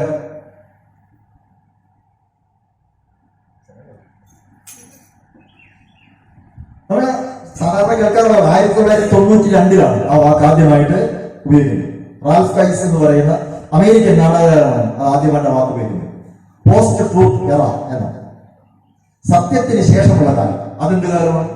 നമുക്ക് കേട്ടാൽ വളരെ വിചിത്രമാണ്. സത്യത്തിന് ശേഷമുള്ള കാലം അതെന്ത് കാലമാണ് എന്ന് നമുക്ക് തോന്നും. അത് എന്താണ് സത്യം എന്നതിനനുസരിച്ച് അടിസ്ഥാനമാക്കിയാണ്. നുപുബക്കർ അനന്താർ എന്ന് പറയുന്ന നോവൽ, വൈക്കം മുഹമ്മദ് ബഷീറിന്റെ നോവൽ. ആ നോവലിന്റെ നായിക കുഞ്ഞു പാത്തുമ്മ പനി പിടിച്ച് കിടക്കാണ്. കുഞ്ഞുപാത്തുമ്മ പനി പിടിച്ച് കിടക്കുമ്പോൾ കുഞ്ഞുപാത്തുമ്മയുടെ വീട്ടിലാർക്കും വിദ്യാഭ്യാസമില്ല. ആനമക്കാർ എന്ന് പറയുന്ന കച്ചവടക്കാരനാണ് കുഞ്ഞുപാത്തുമ്മയുടെ ഉപ്പ. ഉമ്മയ്ക്ക് കുഞ്ഞു താച്ചുമ്മയ്ക്കും ഉമ്മ എന്ന് പറയുന്നത് കുഞ്ഞു താച്ചുമ്മയ്ക്കും വിദ്യാഭ്യാസമില്ല. എന്ന് പറഞ്ഞാൽ ആധുനിക ലോകത്തിന്റെ വിവരങ്ങളൊന്നും അറിവുകളൊന്നും അവരുടെ കുടുംബത്തിലേക്ക് എത്തിയിട്ടില്ല. നിസാർ അഹമ്മദ് എന്ന് പറയുന്ന പുതിയതായി താമസിക്കാൻ അടുത്ത് വന്നിരിക്കുന്ന അയൽപ്പക്കക്കാരനായ ആള് വിദ്യാഭ്യാസമുള്ളയാണ്. അപ്പോൾ നിസാർ അഹമ്മദിനെ കുഞ്ഞുപാത്തുമ്മയ്ക്ക് ഇഷ്ടമാണ്, നിസാർ അഹമ്മദിനും ഇഷ്ടമാണ്. കുഞ്ഞുപാത്തുമ്മയ്ക്ക് പനി പിടിച്ച് കുഞ്ഞുപാത്തുമ്മ മുറിയിൽ കിടക്കുകയാണ്. എങ്ങനെയാ മുറി കിടക്കുന്ന മുറിയുള്ളത്? അടഞ്ഞ ജനാലകൾ, അടഞ്ഞ വാതിലുകൾ, ഇരുട്ട് നിറഞ്ഞ മുറിയാണ്. ഇരുട്ട് നിറഞ്ഞ മുറിയിലേക്ക് ഒരിക്കൽ നിസാർ അഹമ്മദിന്റെ വാപ്പ കുഞ്ഞുപാത്തുമ്മയെ കാണാൻ വേണ്ടി, പനി പിടിച്ച് കിടക്കുന്ന മോളെ കാണാൻ വേണ്ടി വരികയാണ്. അയൽപ്പക്കത്താണ്. വന്ന അയാൾ മുറിക്കകത്തേക്ക് കയറുന്നു. എന്നിട്ട് ഇതിനകത്ത് മുഴുവൻ ഇരുട്ടാണല്ലോ എന്ന് പറഞ്ഞ് ഒരു ജനാല തള്ളി തുറന്നു. ഒരു വലിയ വിപ്ലവമാണ് നടക്കുന്നത്. അടുത്തത് വെളിച്ചം മരത്തേക്ക് വന്നു. അടുത്ത വാക്യം ബഷീർ കുഞ്ഞുപാത്തുമ്മയെ കൊണ്ട് പറയുന്നത്, വെളിച്ചത്തിന് എന്തൊരു വെളിച്ചം. ഇത് മലയാളികളായ എല്ലാ മലയാളികൾക്കും സുപരിചിതമായ വാക്കാണ്. വെളിച്ചത്തിന് എന്തൊരു വെളിച്ചം എന്ന് പറയുന്നത്. എന്താണ് വെളിച്ചം? പാരമ്പര്യത്തിന്റെ ഇരുട്ട് നിറഞ്ഞ ജീവിതത്തിൽ നിന്നും ആധുനികതയുടെ യുക്തിബോധത്തിന്റെ ശാസ്ത്രബോധത്തിന്റെ വെളിച്ചം കടന്നു വരിക. ആ ഇരുട്ടുമുറിയിലേക്ക്, ആ ജീവിതത്തിലേക്ക്, ഇരുട്ട് നിറഞ്ഞ അന്ധകാരം നിറഞ്ഞ പരമ്പരാഗത ജീവിതത്തിലേക്ക് ആധുനികതയുടെ, വിദ്യാഭ്യാസത്തിന്റെ, ശാസ്ത്രചിന്തയുടെ, യുക്തിബോധത്തിന്റെ വെളിച്ചം കടന്നു വരിക. അങ്ങനെ കടന്നു വന്നിട്ടാണ് അവരുടെ ജീവിതം മാറി മറിയുന്നത്. ആദ്യത്തെ മാറ്റം എന്താണ്? മറപ്പര കെട്ടണം എന്നതാണ്. വെളിക്കിരിക്കുവാൻ മറപ്പര കെട്ടണം എന്നുള്ളതാണ്. ഇപ്പൊ നമുക്കത് അത്ഭുതമാണ് ഉണ്ടല്ലോ. ശൗചാലയം ഉണ്ടാക്കണം എന്ന് പറയുന്നത് എവിടെ ചിന്തിക്കുന്നു അവിടെ ശൗചാലയം എന്ന് പറഞ്ഞ് ഇന്ന് നമ്മൾ പ്രചരിപ്പിക്കുന്ന ഈ മുദ്രാവാക്യം കേരളത്തിൽ എത്രയോ മുമ്പ് നടപ്പിലാക്കപ്പെട്ടത്. അതുകൊണ്ടാണ് ഞാൻ പറഞ്ഞത്, കേരളത്തിന് വെളിയിൽ നമുക്ക് ഈ ഒരു ഒരുമ, ഈ ഒരു വെളിച്ചം കാണാൻ കഴിയില്ല. നമുക്കത് അത്ഭുതമാണ്. കേരളത്തിന് വെളിയിലേക്ക് പോയാൽ, കേരളത്തിന് പുറത്തേക്ക് പോയാൽ നമുക്ക് ഈ തരത്തിലുള്ള വെളിച്ചത്തെ, ആധുനിക വിദ്യാഭ്യാസത്തിന്റെ, ശാസ്ത്രബോധത്തിന്റെ, യുക്തിയുടെ വെളിച്ചം നമുക്ക് കാണാൻ കഴിയില്ല എന്നതാണ് വാസ്തവം. അപ്പൊ എങ്ങനെയാണ് സത്യത്തെ നമ്മൾ തിരിച്ചറിയുന്നത്? അപ്പൊ ഇരുട്ട് നിറഞ്ഞ മുറിയിലേക്ക് ഒരു വെളിച്ചം കടന്നു വരികയാണ്. ഈ വെളിച്ചം യുക്തിബോധത്തിന്റെ, ശാസ്ത്രചിന്തയുടെ വെളിച്ചം. അങ്ങനെയാണ് നമ്മൾ സത്യത്തെ തിരിച്ചറിഞ്ഞത്. അതുവരെ പാമ്പാണെന്ന് വിചാരിച്ചിരുന്നത്, ഇരുട്ടത്ത് പാമ്പാണെന്ന് വിചാരിച്ചിരുന്നത്, വെളിച്ചം വന്നപ്പോൾ കയറാണ് എന്ന് നമുക്ക് മനസ്സിലായി. അതാണ് സത്യം. അപ്പോൾ അതുവരെ ബാധയാണെന്ന് വിചാരിച്ചിരുന്നത്, ജിന്നാണെന്ന് വിചാരിച്ചിരുന്നത്, ഒരു രോഗാണുവിന്റെ പ്രവർത്തനമാണ് എന്ന് നമുക്ക് മനസ്സിലായി. വൈറസ് അല്ലെങ്കിൽ ബാക്ടീരിയ, ഫംഗസ്, ഇങ്ങനെയുള്ള സൂക്ഷ്മജീവികളുടെ പ്രവർത്തനം കൊണ്ടാണ് അസുഖങ്ങൾ വരുന്നത്. എങ്ങനെയാണ് മനസ്സിലാക്കിയത്? അത് ശാസ്ത്രീയമായി തെളിയിക്കപ്പെട്ടതാണ്, യുക്തി കൊണ്ട് ആലോചിച്ച് മനസ്സിലാക്കിയത്. അപ്പോൾ ഈ ശാസ്ത്രബോധം കൊണ്ടും യുക്തിചിന്ത കൊണ്ടും നമ്മൾ ഉണ്ടാക്കിയെടുത്ത വെളിച്ചം, ആ വെളിച്ചത്തിലാണ് നമ്മൾ എന്ത് കണ്ടത്? സത്യത്തെ തിരിച്ചറിഞ്ഞത്. അതുവരെ ഉണ്ടായിരുന്ന പ്രേതങ്ങൾ മുഴുവനും, യക്ഷികൾ മുഴുവനും, ഇലക്ട്രിസിറ്റി വന്നോണ്ട് പോയില്ലേ? എല്ലാം പോയി. വെള്ളാട്ട പോക്കർ പോകുന്ന പോക്ക് നമ്മൾ കിളിച്ചതിൽ മാമ്പഴത്തിൽ കണ്ടതാണ്. ഇലക്ട്രിസിറ്റി വന്നപ്പോഴേക്കും യക്ഷികൾ, പ്രേതങ്ങൾ മുഴുവൻ പോയി. ശാസ്ത്രം വരുമ്പോൾ അന്ധവിശ്വാസം പോവുക. അപ്പോൾ സത്യത്തെ നമ്മൾ തിരിച്ചറിയുന്നത് എങ്ങനെയാണ്? ഈ ശാസ്ത്രചിന്തയും യുക്തിബോധവും കൊണ്ടാണ്. അതിനെയാണ് നമ്മൾ സത്യം എന്ന് പറയുന്നത്. അതുവരെ നമ്മൾ വിശ്വസിച്ചിരുന്നതല്ല സത്യം. അതുവരെ നമ്മൾ കണക്കാക്കിയിരുന്നതായിരുന്നില്ല സത്യം. നമ്മുടെ അടിമത്തത്തിന്റെ കാരണം അത് ദൈവദത്തമാണ് എന്ന് വിചാരിച്ചിരുന്നു. അത് സത്യമല്ല എന്ന് നമുക്ക് തിരിച്ചറിഞ്ഞു. അധികാരത്തിന്റെ പ്രമത്തതയാണ് നമ്മുടെ അടിമത്തത്തിന് കാരണം. അധികാരമാണ് നമ്മുടെ അടിമത്തത്തിന് കാരണമെന്ന് നമ്മൾ തിരിച്ചറിയുക. എങ്ങനെ തിരിച്ചറിയുന്നത്? നമ്മുടെ യുക്തിബോധം കൊണ്ട്, ശാസ്ത്രീയമായ അറിവുകൊണ്ട് നമ്മൾ തിരിച്ചറിയുക. ആളുകൾക്ക് എല്ലാവർക്കും ഒരുപോലെ പഠിക്കാൻ അവസരം ലഭിക്കേണ്ടതാണ് എന്ന് നമ്മൾ തിരിച്ചറിയുക. ഈ തിരിച്ചറിവ് ഉണ്ടാകുന്നത് നമ്മുടെ യുക്തിബോധം കൊണ്ടാണ്. ശാസ്ത്രീയമായി ചിന്തിക്കാൻ നമുക്ക് കഴിയുന്നുണ്ടാവും. അപ്പോൾ അതുവരെ സത്യമാണെന്ന് വിചാരിച്ചിരുന്ന കാര്യങ്ങളെ നമ്മൾ പൊളിച്ചെഴുതുകയാണ്.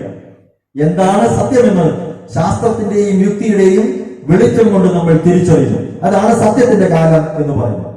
അങ്ങനെ നമ്മൾ മരുന്ന് കണ്ടുപിടിക്കുന്നു, ആധുനിക ചികിത്സാ രീതി കണ്ടുപിടിക്കുന്നു, വിദ്യാഭ്യാസമുള്ള പദ്ധതി തയ്യാറാക്കുന്നു. അങ്ങനെ രാഷ്ട്രഭരണ നിർമ്മാണത്തിലൂടെ ഗ്രാമങ്ങളിലേക്ക് അടക്കം ശാസ്ത്രത്തിന്റെയും യുക്തിയുടെയും വെളിച്ചം കടന്നു ചെല്ലുകയാണ്. അതിനെയാണ് നമ്മൾ സത്യം എന്നുള്ളത്. അതാണ് സത്യത്തിന്റെ കാലം. അതിനുശേഷമുള്ള കാലത്തെയാണ് സത്യ അനന്തര കാലം ഇന്നത്തെ കാലത്തെ വിശേഷിപ്പിക്കുന്നത്. എന്ന് പറഞ്ഞാൽ സത്യം എന്താണ് നമ്മൾ തിരിച്ചറിഞ്ഞു, ശാസ്ത്രത്തിന്റെയും യുക്തിയുടെയും വെളിച്ചത്തിൽ നമ്മൾ തിരിച്ചറിഞ്ഞു എന്താണ് സത്യം. ഇന്ന് അങ്ങനെയല്ല. നമ്മൾ സത്യാനന്തര കാലത്തിൽ സത്യമായി കണക്കാക്കുന്നത് ശാസ്ത്രത്തിന്റെയും യുക്തിയുടെയും സഹായത്തോടെ അല്ല, പിന്നെയോ വിശ്വാസത്തിന്റെയും വികാരത്തിന്റെയും അടിസ്ഥാനത്തിലാണ്. ഞങ്ങളുടെ വിശ്വാസമാണ് ഞങ്ങൾക്ക് പ്രധാനം, ശാസ്ത്രമല്ല. സംഭവിക്കും. ഇത് കേരളത്തിൽ കുറവാണ്. കേരളത്തിന് വെളിയിൽ തന്നെയാണ് നടക്കുന്നത്. ഇപ്പോൾ നമുക്ക് ഇന്റർനെറ്റ് എന്ന് പറയുന്ന ഒരു സൗകര്യമുള്ളത് കൊണ്ട് ഈ പറയുന്ന കാര്യങ്ങൾക്കുള്ള ഡാറ്റകൾ നമുക്ക് ലഭ്യമാണ്. അന്ധവിശ്വാസം കൊണ്ടുണ്ടാകുന്ന കൊലപാതകം, ബലി എന്ന പേരിൽ നടക്കുന്ന കൊലപാതകങ്ങൾ, ദളിത് ജനതയ്ക്കെതിരെ നടക്കുന്ന അതിക്രമങ്ങൾ, ഗോത്രവർഗങ്ങൾ തമ്മിലുള്ള ഏറ്റുമുട്ടലുകൾ, ഇതൊക്കെ അന്ധവിശ്വാസത്തിന്റെ പേരിലാണ്. അപ്പോൾ അന്ധവിശ്വാസത്തിന്റെ പേരിൽ നടക്കുന്ന ഈ കാര്യങ്ങൾ മുഴുവനും ഇപ്പോൾ ഇവിടെ നടക്കുന്നുണ്ടെങ്കിൽ അതിന്റെ അർത്ഥം സത്യാനന്തര കാലത്തിന്റെ ലക്ഷണങ്ങൾ കണ്ടു തുടങ്ങിയാണ്. പറഞ്ഞാൽ സത്യാനന്തര കാലം എന്ന് പറയുന്നത് നല്ല കാലമല്ല. പക്ഷെ നമ്മളത് വിടരുത്. നമ്മൾ ഈ സത്യത്തെ വിടാൻ പാടില്ല എന്നുള്ളതാണ് കുറ്റിപ്രേക്ഷകൾ നമ്മളോട് പറഞ്ഞത്. സത്യത്തെ നമ്മൾ വിടാൻ പാടില്ല. സത്യത്തെ നമ്മൾ വിട്ടില്ലെങ്കിൽ നമുക്ക് സൗന്ദര്യബോധം എന്ന് പറയുന്നത് ഉണ്ടാവും. എന്താണ് സൗന്ദര്യബോധം കൊണ്ട് നമ്മൾ കണക്കാക്കേണ്ടത്? സൗന്ദര്യബോധത്തെ ഒരുപാട് തവണ ആവർത്തിച്ചുറപ്പിച്ചിട്ടുള്ള വ്യക്തിയാണ് കുറ്റിപ്രേക്ഷകൾ. കൃത്യമായി പറയുന്നു സൗന്ദര്യബോധം വളരെ പ്രധാനപ്പെട്ട ഒന്നാണ്. എന്താണ് സൗന്ദര്യബോധം പറയുന്നത്? സൗന്ദര്യബോധം പറയാൻ നമ്മൾ വിചാരിക്കും സൗന്ദര്യവുമായി ബന്ധപ്പെട്ട ഒന്നുമല്ല. സൗന്ദര്യബോധം എന്ന് പറയുന്നത് മനസ്സിന്റെ വൈകാരികമായ തലത്തെ, നമ്മുടെ മനസ്സിന്റെ വൈകാരിക തലത്തെ പരിഷ്കരിച്ചെടുക്കാൻ നമുക്ക് കഴിയുന്നുണ്ടോ ഇല്ലയോ എന്നുള്ളതാണ് ചോദ്യം. എന്ന് പറഞ്ഞാൽ ഏതെങ്കിലും ഒരു ആളിന്റെ അല്ലെങ്കിൽ ഏതെങ്കിലും ചില ആളുകളുടെ വാർത്ത കേൾക്കുമ്പോൾ നമ്മളുടെ മനസ്സിലൊരു അസഹിഷ്ണുത ഉണ്ടാവുന്നുണ്ടോ? നമ്മുടെ സൗന്ദര്യബോധം മോശമാണെന്ന് അർത്ഥം. നമുക്ക് സൗന്ദര്യബോധം ഇല്ലെന്നാണ് അർത്ഥം. എല്ലാവരെയും ഒരുപോലെ കാണുകയും എല്ലാവർക്കും ഒരുപോലെ ജീവിക്കാൻ കഴിയുകയും ചെയ്യണമെന്ന് പറയുന്ന ഒരു ഭാവനയുണ്ടല്ലോ. ശ്രീനാരായണ ഗുരുവും കുറ്റിപ്രേക്ഷണ പിള്ളയും അടക്കമുള്ള നവോത്ഥാന നായർ, ഭക്തി തങ്ങൾ അടക്കമുള്ള ആളുകൾ കണ്ടിട്ടുള്ള ആ ഒരു ഭാവന, ആ ഭാവനയെ മുന്നോട്ട് കൊണ്ടുപോകാൻ നമുക്ക് കഴിയുന്നുണ്ടോ എന്നുള്ളതാണ്. അപ്പൊ ആ തരത്തിൽ നമ്മുടെ സൗന്ദര്യബോധം എന്ന് പറയുന്നത് ആളുകൾ തുല്യരാണ് എന്നതിന്റെ അടിസ്ഥാനത്തിൽ രൂപപ്പെടുത്തിയെടുക്കേണ്ടത്. ആളുകളിൽ യുക്തിചിന്ത ഉണ്ടാവണമെന്നുള്ള അതിന്റെ അർത്ഥത്തിൽ രൂപപ്പെടുത്തിയെടുക്കേണ്ടത്. നമുക്ക് ഏതെങ്കിലും ആളുകളെ കാണുമ്പോൾ അല്ലെങ്കിൽ ഏതെങ്കിലും വാർത്തകൾ കേൾക്കുമ്പോൾ നമ്മുടെ ഉള്ളിൽ ഒരു അസഹിഷ്ണുത, ഒരു വെറുപ്പ് ഉണ്ടാവുന്നുണ്ടെങ്കിൽ അതിന്റെ അർത്ഥം നമ്മുടെ സൗന്ദര്യബോധം പഴയതാണ് എന്നാണ്. 19ാം നൂറ്റാണ്ടിന് മുമ്പുള്ള സൗന്ദര്യബോധമാണ് നമ്മൾ കൊണ്ടു നടക്കുന്നത്. ആളുകളെ തട്ടുതട്ടായി വേർതിരിച്ചുകൊണ്ട് നിലനിർത്തിക്കൊണ്ട് പോകുന്ന ലോകമാണ് യഥാർത്ഥ ലോകം. അങ്ങനെയുള്ള ലോകമാണ് വേണ്ടത് എന്ന സൗന്ദര്യബോധമാണ് നമുക്കുള്ളത് എന്നാണ് എന്റെ അർത്ഥം. അങ്ങനെയല്ല. ആളുകളെ തട്ടുതട്ടായി തിരിക്കാതെ, മേലി കീഴെന്ന് തിരിക്കാതെ എല്ലാവരെയും തുല്യരായി കാണാൻ കഴിയുന്ന ആ ഒരു സൗന്ദര്യബോധമുണ്ടല്ലോ. അങ്ങനെ എല്ലാവരും തുല്യരായിരിക്കുമ്പോഴാണ്, തോളോട് തോൾ ചേർന്നിരിക്കുമ്പോഴാണ്, എല്ലാവരും എല്ലാം പങ്കിട്ട് ജീവിക്കുമ്പോഴാണ് സുന്ദരമായ ലോകം ഉണ്ടാകുന്നത് എന്ന് സങ്കല്പിക്കാൻ കഴിഞ്ഞാൽ അതാണ് ഏറ്റവും നല്ല സൗന്ദര്യബോധം എന്ന് പറയുന്നത്. അതുകൊണ്ട് ആളുകളുടെ സൗന്ദര്യത്തിലല്ല, ശരീരത്തിന്റെ സൗന്ദര്യത്തിലല്ല സൗന്ദര്യബോധം എന്ന് പറയുന്നത്. സൗന്ദര്യബോധം എന്ന് പറയുന്നത് മനസ്സിന്റെ പക്വതയാണ്, മനസ്സിന്റെ പരിഷ്കരണമാണ്, വൈകാരികമായ പരിഷ്കരണം. നമ്മുടെ ഉള്ളിൽ തീർച്ചയായും പ്രാകൃതമായ വികാരങ്ങളുണ്ട്, എല്ലാവരുടെയും ഉള്ളിലുണ്ട്. എല്ലാവരും ജന്തുക്കളായിട്ടാണ് ജനിക്കുന്നത്. മനുഷ്യരെന്നല്ല, എല്ലാവരും ജന്തുക്കളായിട്ട് ജനിക്കുന്നു. ഈ ജന്തുവായി ജനിക്കുന്ന മനുഷ്യ ശിശുവിനെ ഒരു മനുഷ്യനാക്കി, മനുഷ്യ സ്ത്രീയാക്കി, മനുഷ്യ പുരുഷനാക്കി മാറ്റി തീർക്കുന്ന ഒരു പ്രക്രിയയുണ്ടല്ലോ. അവിടെയാണ് സൗന്ദര്യബോധം പിടികൊള്ളുന്നത്. അപ്പോൾ ചേർന്നിരിക്കുന്നതിലാണ്, പങ്കിടുന്നതിലാണ് സൗന്ദര്യം എന്ന് കണ്ടെത്താൻ കഴിയുമ്പോഴാണ് നമ്മുടെ സൗന്ദര്യബോധം പരിഷ്കൃതമായ സൗന്ദര്യബോധമാണ് എന്ന് പറയാൻ കഴിയും. അല്ലെങ്കിൽ അപരിഷ്കൃതമായ പ്രാകൃതമായ വാസനകളെ കൊണ്ടു നടക്കുന്ന, പരസ്പരം ഹിംസിക്കുവാൻ, വെറുക്കുവാൻ, വേർതിരിക്കുവാൻ, ചവിട്ടി താഴ്ത്തുവാനുള്ള ഹിംസാത്മകമായ സൗന്ദര്യബോധമാണ് നമുക്കുണ്ടാവുക എന്നറിയാം. അതിൽ നിന്നും മാറിക്കൊണ്ട് പുതിയ സൗന്ദര്യബോധത്തെ പുതിയ ലോകത്തിന്റെ മുദ്രാവാക്യമായി സ്വീകരിച്ചുകൊണ്ട് മുന്നോട്ട് പോകുവാനാണ് കുറ്റിപ്പുഴ കൃഷ്ണപിള്ള നമ്മളോട് പറഞ്ഞത്. അതുകൊണ്ട് സൗന്ദര്യബോധത്തെ കൈവിടാത്ത യുക്തിവാദിയായിരുന്നു കൃഷ്ണപിള്ള നമ്മൾ മനസ്സിലാക്കുന്നത്. സാഹിത്യവും അടക്കമുള്ള കലകൾക്കൊരു കുഴപ്പമുണ്ട്. സത്യം പറയില്ല, നുണയെ പറയും. നുണ പറയുന്നതാണ് സത്യം കല എന്ന് പറയുന്നത്. സത്യം പറയുന്നത് വാർത്തകളും, നുണ പറയുന്നത് കലകളും. പക്ഷെ ഈ നുണകളൊക്കെ എന്തിനാ പറയുന്നത്? ഈ നുണകളൊക്കെ പറയുന്നത് സത്യത്തിലേക്ക് എത്താൻ വേണ്ടിയാണ്. സത്യത്തിലേക്ക് എത്താൻ വേണ്ടിയാണ് നുണകൾ പറയുന്നത്. നോക്കൂ, എന്തൊരു വൈചിത്രമാണ്. നമുക്ക് കേൾക്കുമ്പോൾ വിചിത്രമാണെന്ന് തോന്നും. നോക്കൂ, അശ്വമേധം എന്ന് പറയുന്ന നാടകം നുണയാണല്ലോ. നാടകം എല്ലാ കലകളും നുണകളാണ്. അശ്വമേധം എന്ന് പറയുന്ന നാടകം കണ്ട് പുറത്തിറങ്ങുന്ന ഒരാൾ അതുവരെ കുഷ്ഠരോഗികളെ അകറ്റി നിർത്തിയിരുന്നുവെങ്കിൽ അപ്പോൾ മുതൽ കുഷ്ഠരോഗികളോട് ഒരു സഹതാപം, ഒരു അനുതാപം ഉണ്ടാവും. എങ്ങനെയുണ്ടായി? ഒറ്റ നാടകം. പാവകടന്നവരുടെ നോവൽ വായിച്ചാൽ ഒരു കള്ളനും ജനിക്കുമ്പോൾ കള്ളനല്ല എന്ന് നമ്മൾ തിരിച്ചറിയും. ജിൻവാൽജി എങ്ങനെയാണ് കള്ളനായി തീർന്നത് എന്ന് പാവങ്ങൾ പറഞ്ഞ നോവൽ നമ്മൾ പറയും. ഒറ്റ നോവൽ കൊണ്ട് ലോകത്ത് മുഴുവനും മനുഷ്യത്വത്തിന്റെ വിത്ത് വളരാൻ കഴിഞ്ഞു എന്നുള്ളതാണ്. പറഞ്ഞത് നുണയാണ്. ആ നോവലിൽ പറഞ്ഞിരിക്കുന്നത് നുണയാണ്, സത്യമല്ല. പക്ഷേ എന്തിനു വേണ്ടിയാ പറഞ്ഞത് സത്യത്തിലേക്ക് നിങ്ങൾ നടന്നെടുക്കുവാൻ വേണ്ടി. അപ്പോൾ ഇയാളെന്റെ സഹോദരനാണ് എന്ന് ജീൻവാൽജിനെ ചൊല്ലി ബിഷപ്പ് പറഞ്ഞുവെങ്കിൽ ആ ആത്മീയമായ സത്യത്തിലേക്ക് ഞാനും ഈ കള്ളൻ എന്ന് പോലീസുകാർ പറയുന്ന ഇയാളും സഹോദരന്മാരാണ് എന്ന് പറയുന്നതിലേക്ക് നമ്മൾ എത്തിച്ചേരണം. അതിനെയാണ് നമുക്ക് യുക്തിബോധം വേണം എന്ന് പറയുന്നത്. അപ്പോൾ യുക്തി അധിഷ്ഠിതമായിരിക്കുന്ന സൗന്ദര്യബോധത്തിലേക്ക് നമ്മൾ എത്തിച്ചേരുവാൻ വേണ്ടിയാണ് കുറ്റിപ്പുഴ കൃഷ്ണപിള്ള അധ്വാനിച്ചത്. നമ്മൾ മനസ്സിലാക്കണം. 71 മരിക്കുന്നവരെ ഈ യുക്തിബോധത്തിൽ അധിഷ്ഠിതമായിരിക്കുന്ന സൗന്ദര്യബോധത്തെ മുന്നോട്ട് വെച്ചു എന്നുള്ളതാണ് അദ്ദേഹത്തിനുള്ള ഒരു മികവായിട്ട് നമ്മൾ കാണേണ്ടത്. എന്ന് പറഞ്ഞാൽ അദ്വൈതാശ്രമത്തിൽ വെച്ച് ഒരിക്കൽ ഗുരു അദ്ദേഹത്തോട് ചോദിക്കുന്നുണ്ട്. നമുക്കറിയാം പന്തിഭോജനം എന്ന് പറയുന്ന ഒരു ഏർപ്പാടുണ്ടായിരുന്നു. അതിനുശേഷം അതിന് മുമ്പും അദ്വൈതാശ്രമത്തിൽ എല്ലാവരും ഒരുമിച്ചിരുന്നാണ് ഭക്ഷണം കഴിക്കുക. അവിടെ വലിപ്പ ചെറുപ്പങ്ങളോ അല്ലെങ്കിൽ ഏതെങ്കിലും തരത്തിലുള്ള വിവേചനമൊന്നുമില്ല. പക്ഷേ ഈ കുറ്റപേക്ഷയുള്ള ഞാൻ പറഞ്ഞു ജനിച്ചതും വളർന്നതും പരമ്പരാഗത സാമ്പ്രദായികമായ രീതിയിലാണ്. അതുകൊണ്ട് തന്നെ ചെറുമക്കളുടെ ഇടയിൽ നിന്ന് ഭക്ഷണം കഴിക്കേണ്ടത് അല്പം ഒരു മടിയുണ്ടായില്ല. പക്ഷേ അദ്വൈതാശ്രമത്തിൽ അങ്ങനെ ഇല്ല. അങ്ങനെ അവിടെ ചേരുന്നു ആൾക്കാരുടെ ഇടയിൽ നിന്ന് ഭക്ഷണം കഴിച്ചുകൊണ്ടിരിക്കുകയാണ്. അപ്പൊ ഗുരു വന്നിട്ട് ചോദിച്ചു, എന്താ ചോദിച്ചത്? പോയോ എന്ന് ചോദിച്ചു. അത്ര ചോദിച്ചു. പോയോ എന്ന് ചോദിച്ചു. എന്താ മറുപടി? പോയി. എന്താ പോയത്? ജാതി ചിന്ത. എല്ലാ ജാതിയും ഒന്ന് തന്നെയാണ്, ഉണർന്നു പറന്നത് എല്ലാം ഒരു ജാതി എന്നാണ് ശ്രീനാരായണ ഗുരു പറഞ്ഞത്. അതുകൊണ്ട് അതിനിടയിൽ പിന്നെ വേറൊരു ജാതി വേണ്ട. ഈ ഒരു യുക്തിയെയാണ് പിന്നീട് കുറ്റിപ്പുഴ നാടൊട്ടുക്കും തന്റെ കൃതികളിലൂടെ, തന്റെ പ്രഭാഷണങ്ങളിലൂടെ, തന്റെ ജീവിതത്തിലൂടെ നടപ്പിലാക്കി കാണിച്ചത്. നോക്കൂ, യൂണിവേഴ്സിറ്റി കോളേജിൽ നിന്നും റിട്ടയർ ആയതിനു ശേഷം അത് തന്നെ നമ്മൾ ആലോചിച്ചുകൊണ്ട് കാര്യമാണ്. അതായത് വലിയ യുക്തിവാദിയാണ്, നിരീശ്വരവാദിയാണ്. രണ്ടും ഒന്നല്ലോ. ഞാൻ പിന്നെ പറയാം, നിരീശ്വരവാദവും യുക്തിവാദവും രണ്ടാണ്. ഈശ്വരൻ എന്ന് പറയുന്നത് വേറെ സാധനമാണ്, യുക്തി എന്ന് പറയുന്നത് വേറെ സാധനം. യുക്തി ഉണ്ടാകുന്ന ഈശ്വരൻ ഇല്ലാന്ന് മനസ്സിലാവുമായിരിക്കും, അത് പറയുക.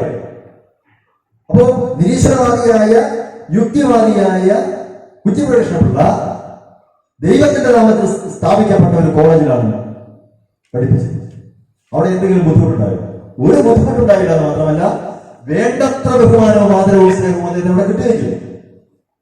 അതാണ് ഞാൻ നേരത്തെ പറഞ്ഞത്, കേരളത്തിന്റെ ഒരു മഹത്തായ പാരമ്പര്യം, മതേതരമായ സൗഹാർദ്ദത്തിന്റെ ഒരു പാരമ്പര്യം കേരളത്തിൽ മാത്രമാണ് എന്ന് പറഞ്ഞുകൊണ്ടാണ്.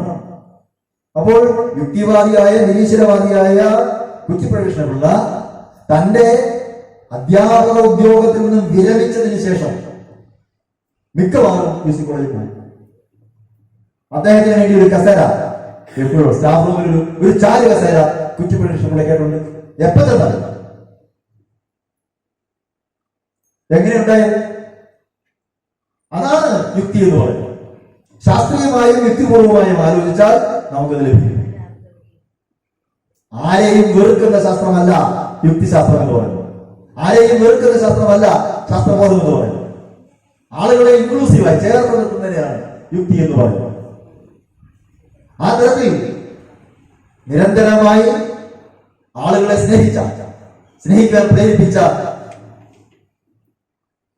ആദരണീയനായ ആ യുക്തിവാദി നമുക്ക് നീട്ടിത്തന്ന ആ ഒരു ശിഖയെ, ദീപശിഖയെ, ശാസ്ത്രചിന്തയുടെയും യുക്തിബോധത്തിന്റെയും ആ ദീപശിഖയെ നാട്ടുകാരെന്ന നിലയിൽ കുന്നുകര മേഖല എന്ന കുറ്റിപ്പുഴ എന്ന നാടല്ല, കേരളം എന്ന നാട്ടുകാരെന്ന നിലയിൽ, മലയാളികൾ എന്ന നിലയിൽ വാനോളം ഉയർത്തിപ്പിടിച്ചുകൊണ്ട് മനുഷ്യത്വം എന്ന് പറയുന്ന മതത്തിന് വേണ്ടി പോരാടും എന്ന് തീരുമാനിച്ചുകൊണ്ട് നമുക്ക് മുന്നോട്ട് പോകാമെന്ന് മാത്രം പറഞ്ഞുകൊണ്ട് ഈ സമ്മേളനം ഉദ്ഘാടനം ചെയ്തതായിരുന്നു. നന്ദി, നമസ്കാരം. കേരളത്തിന്റെ സാംസ്കാരിക ഭൂപടത്തിൽ കുറ്റിപ്പുഴ എന്ന ഈ ഗ്രാമത്തെ അടയാളപ്പെടുത്തിയ വിചാര വിപ്ലവത്തിന്റെ ശക്തിയായിട്ടുള്ള കുറ്റിപ്പുഴ കൃഷ്ണപിള്ള സാറിന്റെ ഓർമ്മകൾക്ക് മുന്നിലാണ് നമ്മൾ ഇരിക്കുന്നത്. 1944 കുറ്റിപ്പുഴ വിചാര വിപ്ലവം എന്ന പുസ്തകം എഴുതുന്നത്. അതോടുകൂടിയാണ് സ്വതന്ത്ര ചിന്തകൻ എന്ന നിലയിൽ കുറ്റിപ്പുഴയെ കേരളം തിരിച്ചറിയുന്നത്. അതിന്റെ ചില വാചകങ്ങൾ ഒരു കാലത്ത് കേരളത്തിൽ ഏറെ വായിക്കപ്പെട്ടതാണ് ആ പുസ്തകത്തിലെ. കാരണം അടിമ കച്ചവടം നിർത്തൽ ചെയ്തതുകൊണ്ട് ശാരീരികമായിട്ടുള്ള അടിമത്വം മാത്രമേ അവസാനിച്ചിട്ടുള്ളൂ, മാനസികമെന്നോ ബുദ്ധിപരമെന്നോ പറയാവുന്ന ഒന്ന് ഉണ്ട്. അത് മാനസികമായിട്ടുള്ള അടിമത്വം, ബുദ്ധിപരമായ അടിമത്വം ഇപ്പോഴും വർദ്ധമാനമായിക്കൊണ്ടിരിക്കുന്നു എന്നാണ് 1944 ആ പുസ്തകത്തിൽ കുറ്റിപ്പുഴ എഴുതിയത്. ഈ വരികൾക്ക് വലിയ പ്രാധാന്യമുണ്ട്. നമ്മളിപ്പോ കേരളം എല്ലാ കാര്യത്തിലും മുന്നിലാണ്. പക്ഷേ അന്ധവിശ്വാസങ്ങളുടെ കാര്യത്തിൽ, അനാചാരങ്ങളുടെ കാര്യത്തിൽ അതിലും നമ്മളിപ്പോ മുന്നിലാണ്. നരബലി അല്ലെ, നമ്മുടെയൊക്കെ കേൾവിയിലാണ് ഉണ്ടായത്. പക്ഷെ അതൊക്കെ നമ്മൾ സാക്ഷ്യം വഹിച്ചു ഈ അടുത്ത നാളുകളിൽ. നരബലി അടക്കം തിരിച്ചു വരികയാണ്. അപ്പോ 44 വിചാര വിപ്ലവം എന്ന പുസ്തകത്തിൽ അദ്ദേഹം പറഞ്ഞ ആ വരികൾക്ക് ഇന്ന് വലിയ പ്രാധാന്യമുണ്ട്. മാനസികമായിട്ടുള്ള ബുദ്ധിപരമായിട്ടുള്ള അടിമത്വം അതിപ്പോഴും വർദ്ധമാനമായിക്കൊണ്ടിരിക്കുന്നു എന്ന ഒരു സാഹചര്യത്തിൽ തീർച്ചയായിട്ടും കുറ്റിപ്പുഴയെ ഓർമ്മിക്കുന്നത് വളരെ പ്രധാനപ്പെട്ട കാര്യമാണ് എന്ന് ഞാൻ വിശ്വസിക്കുകയാണ്. ഭാഷകൾ നന്നായിട്ട് പറഞ്ഞു. ഞാൻ ഇനി അധികം സംസാരിക്കുന്ന കാര്യമൊന്നുമില്ല. കാരണം സത്യം കണ്ടെത്താനുള്ള മാർഗം, അതാണ് ഭാഷ പറയുന്നത്. ഞാൻ ഏറ്റവും ഒടുവിൽ കേൾക്കുന്നത് സത്യം കണ്ടെത്താനുള്ള മാർഗം എന്ന നിലയിലാണ് കുറ്റിപ്പുഴ യുക്തിവാദത്തെ സ്വീകരിച്ചത്. നമ്മുടെ നാട്ടിലിപ്പോ ചില യുക്തിവാദികളെ കാണുമ്പോൾ നമുക്ക് ചിലപ്പോ അല്ലേ അങ്ങനെ ഒരു ബഹുമാനം തോന്നുന്നില്ല. പക്ഷെ കുറ്റിപ്പുഴ യുക്തിവാദത്തെ സ്വീകരിച്ചത് സത്യത്തെ കണ്ടെത്താനുള്ള മാർഗം എന്നുള്ള നിലയിലാണ്. കുറ്റിപ്പുഴയെ കുറിച്ച് പറയുമ്പോൾ MC ജോസഫിനെ കുറിച്ച് പറയുമ്പോൾ MC ജോസഫ് സഹോദരൻ അയ്യപ്പൻ അല്ലെ, ആദ്യമായിട്ട് ഹോട്ടൽ പന്തി ഭോജനം അല്ലെ ഒക്കെ ആരംഭിച്ച ആളാണ് സഹോദരൻ അയ്യപ്പൻ. അതാണ്. അപ്പോൾ സഹോദരൻ അയ്യപ്പനുണ്ട്, കുറ്റിപ്പുഴ. ഇവര് മൂന്നുപേരുമാണ്. ഇവരുടെ കൂട്ടായ്മയാണ് കേരളത്തിലെ യുക്തിവാദ പ്രസ്ഥാനത്തിന് വലിയ ശക്തി പ്രദാനം ചെയ്തത് എന്നത് നമ്മൾ തിരിച്ചറിയേണ്ടതായി ഉണ്ട്. ആദർശ സ്നേഹികളുടെ സാഹോദര്യം എന്നാണ് MK സാനു മാഷ് ഈ കൂട്ടായ്മയെ, ഈ മൂന്നുപേരുടെയും കൂട്ടായ്മയെ വിശേഷിപ്പിച്ചിട്ടുള്ളത്. അദ്ദേഹത്തിന്റെ ഒരു പുസ്തകത്തിൽ അങ്ങനെ പറയുന്നുണ്ട്. അതാണ് എന്താണ് ഈ ആദർശം, എന്താണ് ഈ ആദർശം. ഇന്ന് കേരളത്തിന് നഷ്ടപ്പെട്ടു പോകുന്ന ഒരു ആദർശമുണ്ട്, നമ്മളത് തിരിച്ചു പിടിക്കണം. ആ ആദർശം എന്ന് പറയുന്നത് MC ജോസഫിനും കുറ്റിപ്പുഴയ്ക്കും സഹോദരൻ അയ്യപ്പനും വലിയൊരു സ്വപ്നം ഉണ്ടായിരുന്നു. ആ സ്വപ്നം എന്ന് പറയുന്നത് അവര് ഒരേപോലെ ഒരു സ്വപ്നം താലോലിച്ചവരാണ്. ആ സ്വപ്നം എന്ന് പറയുന്നത് അന്ധവിശ്വാസങ്ങളിൽ നിന്നും അനാചാരങ്ങളിൽ നിന്നും മോചനം നേടി മാനവരാശി നീതിയുക്തമായ ഒരു ജീവിതം നയിക്കണം. അതാണ് നീതിയുക്തമായ ഒരു ജീവിതം നയിക്കുന്ന ഒരു സമൂഹത്തെ സ്വപ്നം കണ്ട ഒരാളാണ് കുറ്റിപ്പുഴ എന്നത് അഭിമാനത്തോടുകൂടി നാട്ടുകാർ തിരിച്ചറിയേണ്ടെന്ന ഏറ്റവും പ്രധാനപ്പെട്ട കാര്യമാണ്. അതിൽ MK സാനു കുറച്ചും കൂടി വിശാലമായിട്ട് പറയുന്നുണ്ട്. നമ്മുടെ സമൂഹത്തിന് സമത്വം വേണം, സാഹോദര്യം വേണം, സ്വാതന്ത്ര്യം വേണം. അപ്പോ ഈ മൂന്നും സാക്ഷാത്കരിക്കാൻ കഴിയുന്നത് യുക്തിവിചാരം ഉള്ള ഒരു സമൂഹത്തിന് മാത്രമേ കഴിയൂ എന്നാണ്. അപ്പൊ നമുക്ക് സമത്വം കൈവരുന്നില്ലെങ്കിൽ അതിന് കാരണം എവിടെയോ നമ്മുടെ യുക്തി വിചാരത്തിനൊക്കെ ക്ഷതം സംഭവിക്കുന്നുണ്ടെന്നുള്ളതാണ്. അപ്പോൾ സമത്വത്തെയും സാഹോദര്യത്തെയും സ്വാതന്ത്ര്യത്തെയും ഒക്കെ ഉറപ്പുവരുത്തുന്ന ഒരു സമൂഹത്തിന്റെ ഒരു രൂപം സാക്ഷാത്കരിക്കാൻ സാധിക്കണമെന്നുണ്ടെങ്കിൽ യുക്തി അല്ലാതെ മറ്റൊരു മാർഗമല്ല. യുക്തിയുടെ മാർഗം വളരെ പ്രധാനമാണ് എന്നത് തീർച്ചയായിട്ടും നമ്മൾ തിരിച്ചറിയേണ്ടതായി ഉണ്ട്. പ്രിയപ്പെട്ടവരെ, യുക്തിവാദം എന്നൊരു വാക്ക്, അതിന്റെ പേര് യുക്തിവാദം എന്നൊരു ലേഖനം 1936 കുറ്റിപ്പുഴ എഴുതി. 1936 അദ്ദേഹം യുക്തിവാദം എന്ന ഒരു ലേഖനം എഴുതുന്നത്. അതിനു മുമ്പേ തന്നെ ഈ ആശയം അദ്ദേഹം പല രീതിയിലും പരിണാമ സിദ്ധാന്തവുമായിട്ടൊക്കെ ബന്ധപ്പെട്ടുകൊണ്ട് സ്വതന്ത്ര ചിന്തയെ ബന്ധപ്പെട്ടുകൊണ്ടുള്ള അദ്ദേഹത്തിന്റെ ലേഖനങ്ങളിലൊക്കെ യുക്തിവാദത്തെ അവതരിപ്പിച്ചിട്ടുണ്ട്. പക്ഷെ ഒരു ലേഖനം എന്നുള്ള നിലയിൽ കേരളം മുഴുവൻ ചർച്ച ചെയ്ത ഒരു ലേഖനം, ആ പ്രധാനപ്പെട്ട ആ ലേഖനം 1936 കുറ്റിപ്പുഴ കൃഷ്ണപിള്ള രചിക്കുന്നത് എന്നത് നമ്മൾ തിരിച്ചറിയണം. അതാണ്.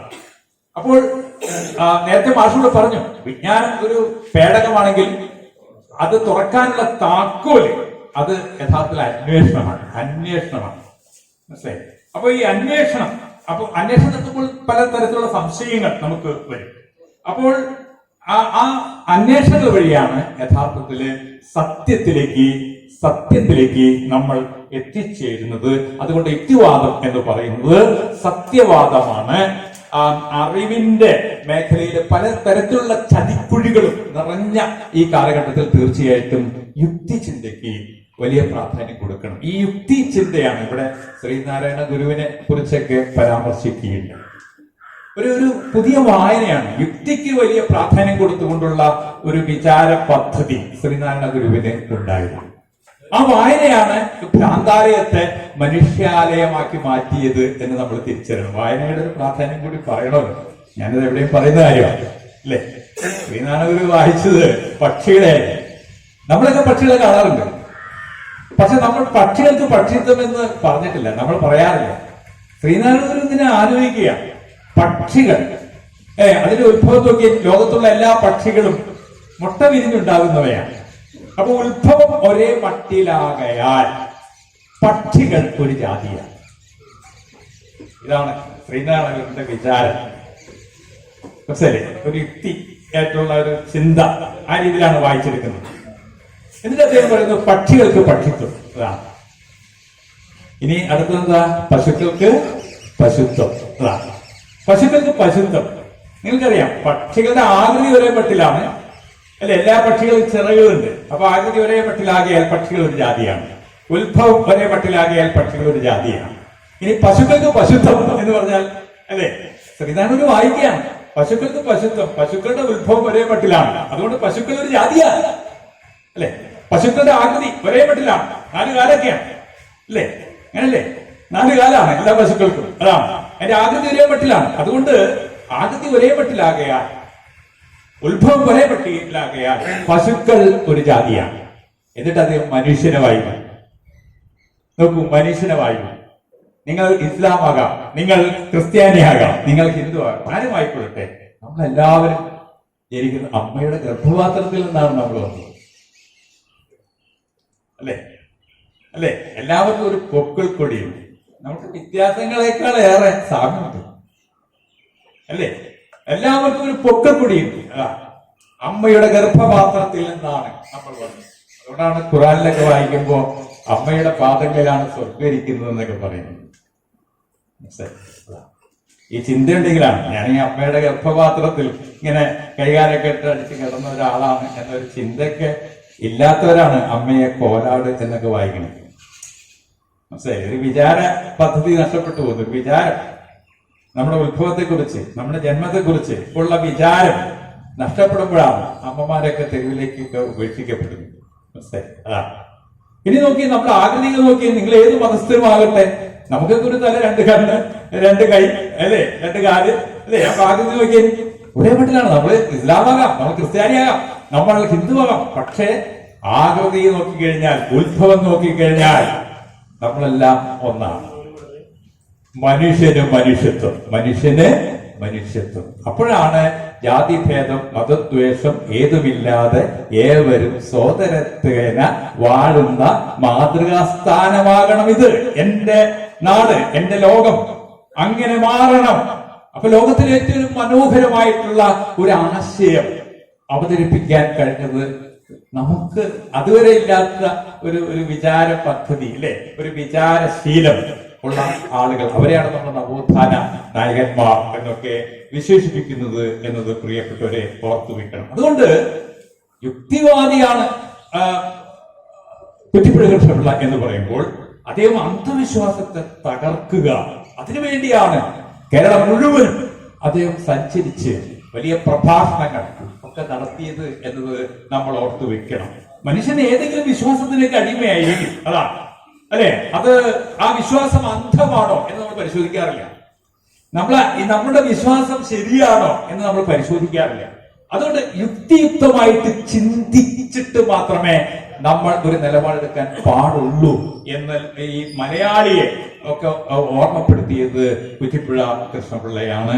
അപ്പോൾ നമ്മളൊക്കെ നമ്മുടെ വിശ്വാസത്തെ ന്യായീകരിക്കാൻ വേണ്ടിയാണ് എപ്പോഴും സംസാരിക്കാറ്. നമ്മുടെ വിശ്വാസം ശരിയാണോ എന്ന് നമ്മുടെ യുക്തി ചിന്ത ഉപയോഗിച്ച് നമ്മൾ പരിശോധിക്കാറില്ല എന്നുള്ളതാണ് യാഥാർത്ഥ്യം. അതാണ്. അതുകൊണ്ട് മനുഷ്യൻ എന്നും സജീവമായിട്ട് നിലനിർത്തേണ്ടുന്ന ഒരു വിചാര പദ്ധതിയാണ് യുക്തി ചിന്ത എന്ന് കേരളത്തെ പഠിപ്പിച്ച ഒരു ഗുരുനാഥനാണ് അദ്ദേഹം. അന്ധവിശ്വാസത്തെ ആണ് അദ്ദേഹം എതിർക്കുന്നത്, അല്ലാതെ അദ്ദേഹം മറ്റ് രീതിയിലൊന്നും അല്ല എന്നത് കൂടി പ്രിയപ്പെട്ടവരെ നമ്മൾ തിരിച്ചറിയേണ്ടതായിട്ട് ഉണ്ട്. അതാണ് നമ്മൾ ഈ കാലത്ത് തീർച്ചയായിട്ടും കുറ്റിപ്പുഴ കൃഷ്ണപിള്ളയെ സംബന്ധിക്കുന്ന ഓർമ്മകൾ തിരിച്ചു പിടിക്കേണ്ടത് ഈ കാലഘട്ടത്തിന്റെ തന്നെ വലിയ ആവശ്യമാണ് എന്ന് ഉള്ളതാണ്. അദ്ദേഹത്തിന്റെ പുസ്തകങ്ങളെല്ലാം വായനശാലകളിലുണ്ട്. ആ പുസ്തകങ്ങളൊക്കെ എടുത്ത് വായിക്കേണ്ട, മനനമണ്ഡലമൊക്കെ എടുത്ത് നമ്മളിപ്പോ ഈ കാലത്ത് വായിക്കേണ്ടതാണ്. എത്ര ശക്തമായിട്ടാണ് അദ്ദേഹം വിഷയങ്ങളൊക്കെ അവതരിപ്പിക്കുന്നത്. അങ്ങ് ഗാന്ധിജിയുടെ ശിഷ്യനാണോ എന്ന നെഹ്റുവിനോട് വളരെ വർഷങ്ങൾക്ക് മുമ്പ് ലണ്ടനിൽ വെച്ച് ഒരാൾ ചോദിക്കുകയുണ്ടായി. മതകാര്യത്തിലല്ല എന്നായിരുന്നു നെഹ്റുവിന്റെ മറുപടി. ഇങ്ങനെയാണ് അദ്ദേഹത്തിന്റെ ലേഖനത്തിന്റെ തുടക്കം എന്നുള്ളതാണ്. എന്നിട്ട് പറയും, അതിർത്തി ഗാന്ധി ആയിട്ടുള്ള ഗാഫർ ഖാൻ നെഹ്റു മരിച്ച സന്ദർഭത്തിൽ പറയും, ഏതെങ്കിലും ഒരു മതത്തിന്റെ അനുയായി ആയിരുന്നില്ല നെഹ്റു. അങ്ങനെ പറഞ്ഞ അതിർത്തി ഗാന്ധിയാണ്. അപ്പൊ അതിർത്തി ഗാന്ധി ഗാഫർ ഖാൻ പറഞ്ഞ വാചകം മലയാളികളെ ഓർപ്പിക്കുകയാണ് ഈ ലേഖനത്തിലൂടെ. മതാതീതനായ യുക്തിവാദി എന്നുള്ള ലേഖനത്തിലൂടെ കുറ്റിപ്പുഴ ചെയ്തത് എന്നത് ഓർപ്പിക്കുകയാണ്. നെഹ്റുവിന്റെ മരണപത്രം അതിലെ വരികൾ കുറ്റിപ്പുഴ അവതരിപ്പിക്കുകയാണ് ആ ലേഖനത്തിൽ. അതാണ്, മരണാനന്തരം എനിക്ക് വേണ്ടി മതപരമായ കർമ്മങ്ങളൊന്നും ചെയ്യരുത്, അങ്ങനെ ഉണർന്ന് പ്രഖ്യാപിക്കാൻ ഞാൻ ആഗ്രഹിക്കുന്നു എന്നാണ് നെഹ്റു പറഞ്ഞത്.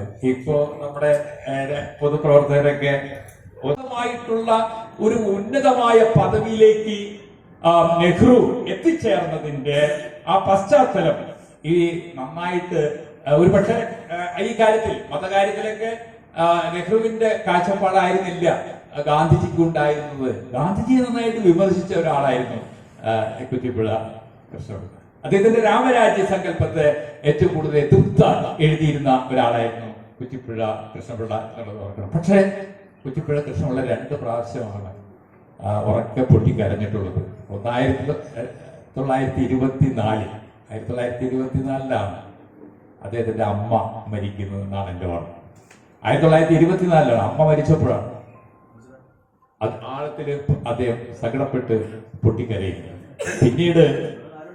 പിന്നീട് ഗാന്ധിജി മരിച്ച സന്ദർഭത്തിലാണ് ഗാന്ധിജിയുടെ പല നയങ്ങളെയും എതിർത്തിരുന്ന കുറ്റിപ്പുഴ, വിമർശിച്ചെഴുതിയിരുന്ന കുറ്റിപ്പുഴ ഗാന്ധിജിയുടെ മഹത്വം സ്വാംശീകരിച്ച ഒരാൾ കൂടിയായിരുന്നു.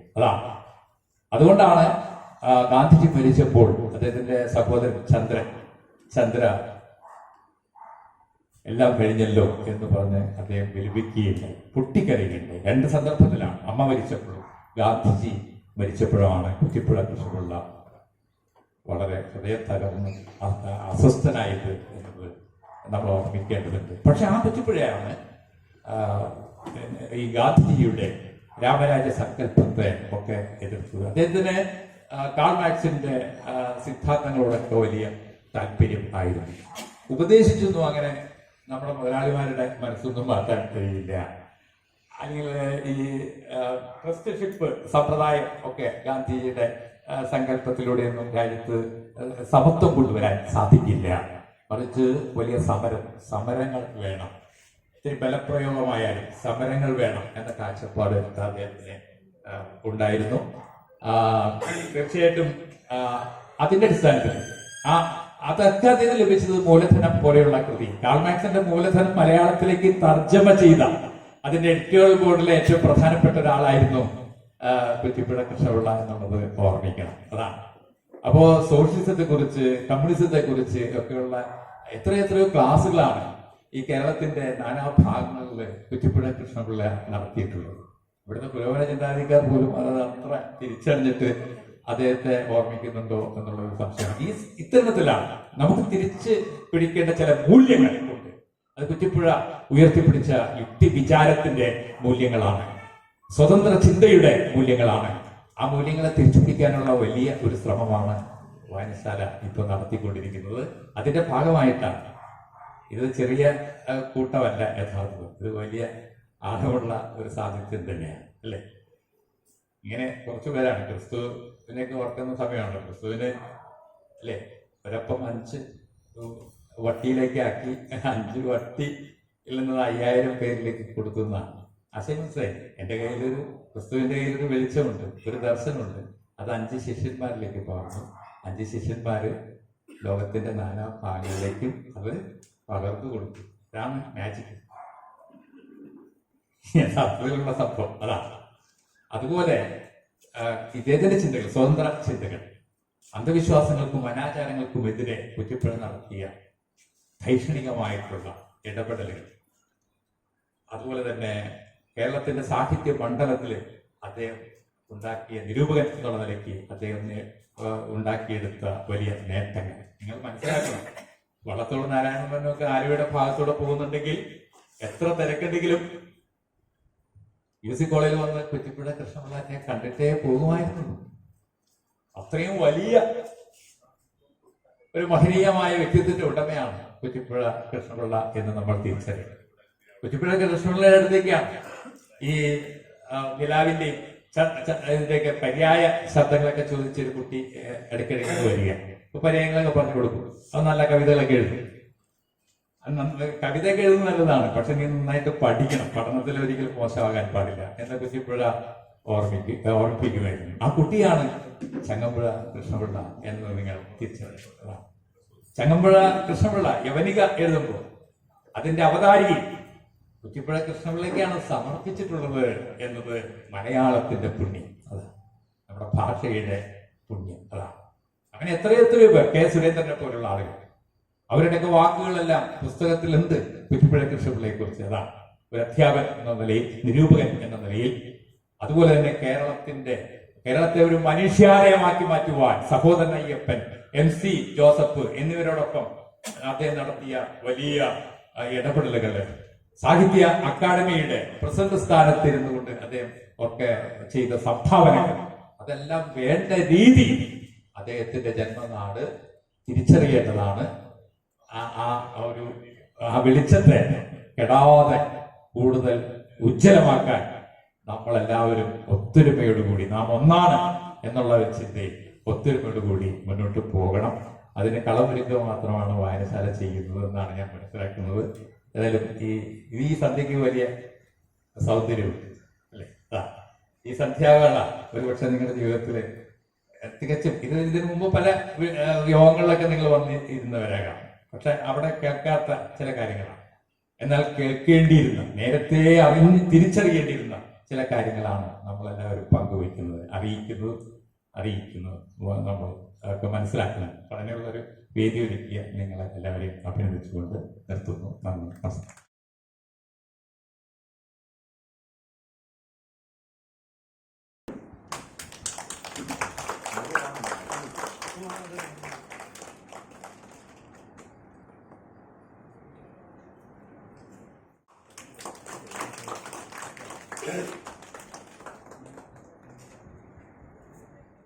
ഒരുപാട് സന്തോഷമുണ്ട് നമ്മുടെ ഈ കുറ്റിപ്പുഴ കൃഷ്ണപിള്ള ഈ നാട്ടിൽ വെച്ചിട്ട് എൻ്റെ കവിയത്രികൾക്ക് എന്താ പറയാ ഒരു സമ്മാനം കൊടുക്കുക എന്നുള്ളത് ഒരുപാട് സന്തോഷം തോന്നി.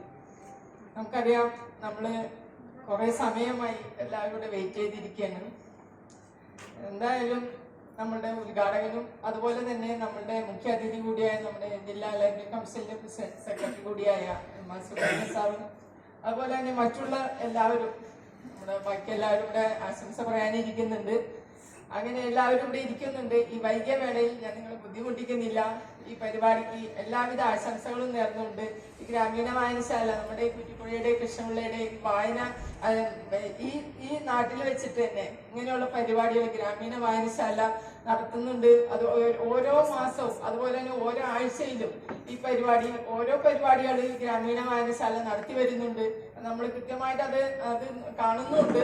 അതുപോലെ തന്നെ ഇവർക്ക് ഇതുപോലെയുള്ള ഓരോ പരിപാടികൾ നടത്താനും അതുപോലെ തന്നെ ഇങ്ങനെയുള്ള ഓരോ സംരംഭങ്ങൾ ഇതുപോലെ വീട്ടുമുറ്റ സദസ്സുകളൊക്കെ നടത്താൻ കഴിയട്ടെ എന്ന് മാത്രം ആശംസിച്ചുകൊണ്ട് നിങ്ങൾക്ക് എല്ലാവർക്കും ക്രിസ്മസ് ആശംസകളും അതോടൊപ്പം തന്നെ ന്യൂ ഇയർ ആശംസകളും നേർന്നുകൊണ്ട് നിർത്തുന്നു. നന്ദി. എല്ലാവർക്കും എൻ്റെ വിനീതമായ നമസ്കാരം. ആദ്യമായി ഇങ്ങനൊരു വേദിയിൽ എന്നെ ക്ഷണിച്ചതിന് ഞാൻ ഹൃദയത്തിൻ്റെ ഭാഷയിൽ നന്ദി പറയുന്നു. എന്നെപ്പോലുള്ള ഒരു ചെറിയ സാഹിത്യകാരിക്ക് സ്വന്തം നാട്ടിൽ നിന്ന് കിട്ടുന്ന ഇതേപോലുള്ള ഒരു പ്രചോദനം, അത് ഒത്തിരി സന്തോഷമുണ്ട്. പ്രത്യേകിച്ചും കുറ്റിപ്പുഴ കൃഷ്ണപിള്ളയെ പോലുള്ള ഒരു മഹാപ്രതിഭയുടെ പേരിൽ നടത്തപ്പെടുന്ന ഈ ചടങ്ങിൽ അതിന്റെ ഭാഗമാകാനും കഴിഞ്ഞതിൽ ഒത്തിരി സന്തോഷമുണ്ട്. അതിലേറെ അഭിമാനവും തോന്നുന്നു. ഞാൻ ഇതിന്റെ ഭാരവാഹികളോട് പ്രത്യേകിച്ച് നന്ദി പറയുന്നു. ഒപ്പം ഇങ്ങനെ ഒരു വേദിയിൽ എന്നെ നിലനിൽക്കാൻ പ്രാപ്തിയാക്കിയ എൻ്റെ പ്രിയപ്പെട്ട വഴികാട്ടിയായ എൻ്റെ ആത്മഗുരുവിനും പിന്നെ എനിക്ക് എല്ലാ സപ്പോർട്ടും പ്രോത്സാഹനവും പ്രചോദനവും നൽകുന്ന എൻ്റെ ആത്മബാധി എൻ്റെ ഭർത്താവ് നസീർ ഷേഖും ഞാൻ പ്രത്യേകം നന്ദി പറയുന്നു. ജനിച്ചു വീണ മണ്ണിന്റെ സംസ്കാരവും മൂല്യവും മുറുകെ പിടിക്കാൻ സാഹിത്യത്തിനുള്ള പങ്ക് നമ്മളെ ബോധ്യപ്പെടുത്തി തന്ന ഒരു മഹാപ്രതിഭയാണ് കുറ്റിപ്പുഴ കൃഷ്ണപിള്ള. ഞങ്ങളുടെയൊക്കെ ചെറുപ്പത്തിലെ ഞങ്ങളെന്ന് അറിയപ്പെട്ടിരുന്നത് കുറ്റിപ്പുഴ കൃഷ്ണപിള്ളയുടെ നാട് എന്നൊരു പേരിൽ തന്നെയാണ്. അദ്ദേഹം നമുക്ക് ഏകിയ സാംസ്കാരിക മൂല്യത്തിന്റെയും പൈതൃകത്തിന്റെയും ആ വിത്തുകൾ തന്നെയാണ് ഇന്നും ഞങ്ങളുടെയൊക്കെ മനസ്സിലുള്ളത്. അത് തന്നെയാണ് ഇന്നും ഞങ്ങളിലൂടെ പുറത്തു വന്നുകൊണ്ടിരിക്കുന്നത്. ശരിക്കും സാഹിത്യം എന്ന് പറഞ്ഞാൽ ഒരു മനുഷ്യന്റെ ചിന്തയെയും അവന്റെ ഭാവനയെയും പുതുജീവനേകുന്ന ഒന്നാണ്. അത് ശരിക്കും ഒരു മനുഷ്യന്റെ ചിന്തയുടെ വിശാലതയാണ് സൂചിപ്പിക്കുന്നത്. മനുഷ്യനെന്ന പരിമിതിയിൽ നിന്നുകൊണ്ട് മനുഷ്യനെന്ന പരിമിതിയെ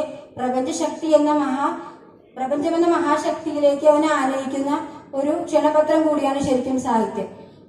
ഈ പ്രപഞ്ചമെന്ന ശക്തി ശരിക്കും ഈശ്വരൻ എന്നത് നമ്മുടെ എല്ലാവരുടെയും ഉള്ളിലാണുള്ളത്. ശരിക്കും മറിഞ്ഞിരിക്കുന്നത് നമ്മുടെ ഓരോരുത്തരുടെയും ബോധമാണ്. ആ ബോധത്തെ ഉണർത്താനായിട്ട് നമ്മളെ സഹായിക്കുന്നതാണ് ഗുരു. അതിനപ്പുറം നമ്മുടെ ബോധം എന്ന് പറഞ്ഞാൽ നമ്മുടെ ഉള്ളിലുള്ള നമ്മളെ തിരിച്ചറിയുന്ന ആ നിമിഷം തന്നെയാണ് ശരിക്കും യഥാർത്ഥത്തിൽ ബോധോദയം എന്ന് പറയുന്നത്. ആ തിരിച്ചറിവില് ഓരോരുത്തരും കുറിക്കുന്ന ആ വരികൾ തന്നെയാണ് ശരിക്കും മനുഷ്യന്റെ സാഹിത്യം എന്ന് പറഞ്ഞത്. ശരിക്കും യഥാർത്ഥത്തിൽ സാഹിത്യം എന്ന് പറഞ്ഞാൽ അത് മനുഷ്യന്റെ മൂല്യം തന്നെയാണ്, ഉള്ളിലുള്ള ആ ശക്തി തന്നെയാണ്. അങ്ങനെയുള്ള ആ മനുഷ്യ സാഹിത്യത്തിനെ എന്നും ഈ ലോകത്തെ മാറ്റാൻ കഴിഞ്ഞിട്ടുള്ളൂ, എന്നും ലോകത്തെ മാറ്റാൻ കഴിയുകയുള്ളൂ. എന്തായാലും ഒത്തിരി സന്തോഷമുണ്ട് ഈ പരിപാടിയിൽ പങ്കെടുക്കാൻ കഴിഞ്ഞതിൽ. ഞാനത് ചെറിയ കവിത ഇവിടെ ആലപിക്കട്ടെ. കവിതയുടെ പേര് മറപ്പൊരുൾ എന്നാണ്. മറപ്പൊരുൾ എന്ന് പറഞ്ഞാൽ മറിഞ്ഞിരിക്കുന്ന സത്യം. അത് യഥാർത്ഥത്തിൽ ഈശ്വരനാണ്. ഈശ്വരൻ യഥാർത്ഥത്തിൽ മറിഞ്ഞിരിക്കുന്ന ഒന്നല്ല, അത് നമ്മുടെ ഉള്ളിൽ തന്നെയുള്ള ശക്തിയാണ്. മറിഞ്ഞിരിക്കുന്ന നമ്മുടെ ബോധത്തെ ഉണർത്തി ഈശ്വരൻ എന്ന സത്യത്തെ നമുക്ക് അനുഭവമാക്കി തരുന്നവരാണ് ഗുരു. ശരിക്കും ഗുരു എന്നാൽ അജ്ഞതയിൽ നിന്നും ജ്ഞാനത്തിലേക്കുള്ള തിരിച്ചറിവിന്റെ യാത്രയാണ്. ആ തിരിച്ചറിവിന്റെ യാത്രയിൽ ഈ ലോകം മുഴുവൻ എല്ലാം ഒന്നാണെന്നും എല്ലാവരും ഒന്നാണെന്നും എല്ലാവരെയും ചേർത്ത് പിടിക്കണമെന്നും എല്ലാവരെയും സ്നേഹിക്കണമെന്നും എന്നുള്ള ഒരു തിരിച്ചറിവിന്റെ യാത്രയാണ്. അത് ശരിക്കും ഒരു തിരിച്ചറിവിന്റെയും യാഥാർത്ഥ്യത്തിന്റെയും ഒരു പ്രണയത്തിന്റെയും യാത്രയാണ്. ആ യാത്രയിൽ എന്റെ ആത്മഗുരു പകർന്നു നൽകിയ ചെറിയ ജ്ഞാനത്തിന്റെ ചെറിയ വരികളാണ് ഞാൻ കോർത്തു വെച്ചിരിക്കുന്നത്. കയ്യെത്തും ദൂരത്ത് നീയെന്നു നിൽക്കേ, കണ്ണെത്താ ദൂരത്ത് നിന്നെ തിരഞ്ഞു, കാട്ടിലെ മാണിക്യച്ചേരിലാണെന്ന് കസ്തൂരി തിരയുന്ന മാനിനെ പോലെ. കയ്യെത്തും ദൂരത്ത് നീയെന്നു നിൽക്കേ, കണ്ണെത്താ ദൂരത്ത് നിന്നെ തിരഞ്ഞു, കാട്ടിലെ മാണിക്യച്ചേരിലാണെന്ന് കസ്തൂരി തിരയുന്ന മാനിനെ പോലെ. മൺചിരാതേന്തിയ മാടപ്പിറാവേ, വിണ്ണിൽ പറക്കുവാനുണ്ട് നിനക്ക്. മൺചിരാതേന്തിയ മാടപ്പിറാവേ, വിണ്ണിൽ പറക്കുവാനുണ്ട് നിനക്ക്. മണ്ണായി തീരുമാ ദേഹമല്ലാതെ മൊഞ്ചുള്ള ചെപ്പിലായൊരു പൊൻചിറക്. കയ്യെത്തും ദൂരത്ത് നീയൊന്നു നിൽക്കേ, കണ്ണെത്താ ദൂരത്ത് നിന്നെ തിരഞ്ഞു.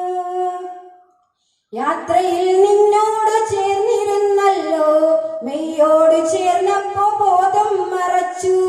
യാത്രയിൽ നിന്നോട് ചേർന്നിരുന്നല്ലോ, മെയ്യോട് ചേർന്നപ്പോ ബോധം മറച്ചു. ഒന്നായ നിന്റെ ആ കോലത്തിനായി, ഒന്നായ നിന്റെ ആ കോലത്തിനായി പലവിധ കുപ്പായം തുന്നിയെടുത്തു. കയ്യെത്തും ദൂരത്ത് നീയെന്നു നിൽക്കേ, കണ്ണെത്താ ദൂരത്ത് നിന്നെ തിരഞ്ഞു. വാക്കാൽ പിറക്കുന്ന കേൾവിയുമല്ല, കണ്ണിൽ തെളിയുന്ന കാഴ്ചയുമല്ല. വാക്കാൽ പിറക്കുന്ന കേൾവിയുമല്ല, കണ്ണിൽ തെളിയുന്ന കാഴ്ചയുമല്ല. ആത്മാവിനാഴങ്ങളിൽ നിന്നുയർന്ന് ദിവ്യമാമനുഭൂതിയാണെന്നും സത്യം. ആത്മാവിനാഴങ്ങളിൽ നിന്നുയർന്ന് ദിവ്യമാമനുഭൂതിയാണെന്നും സത്യം. കയ്യെത്തും ദൂരത്ത് നീയൊന്നു നിൽക്കേ, കണ്ണെത്താ ദൂരത്ത് നിന്നെ തിരഞ്ഞു. ഹൃദയത്തിനറയിലെ ചുവരുകൾക്കുള്ളിൽ നീ എന്ന സത്യം മറഞ്ഞു പോയല്ലോ.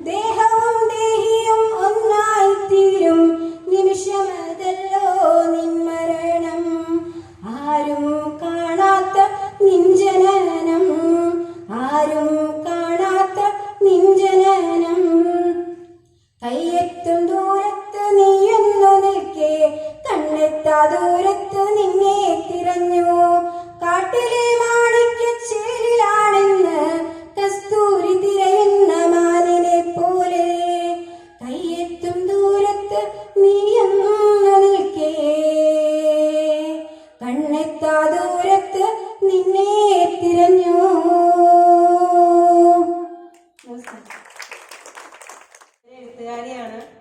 ഇങ്ങനെ ഒരു അവസരവും അവസരവും എല്ലാം തന്ന വായനശാല മെമ്പേഴ്സിനും എന്നെ വിളിച്ച വിജയശേട്ടൻ, പ്രതിവേട്ടൻ, വേദിയിലിരിക്കുന്നവർക്കും സദസ്സിലിരിക്കുന്നവർക്കും എൻ്റെ ഹൃദയം നിറഞ്ഞ നന്ദി രേഖപ്പെടുത്തുന്നു.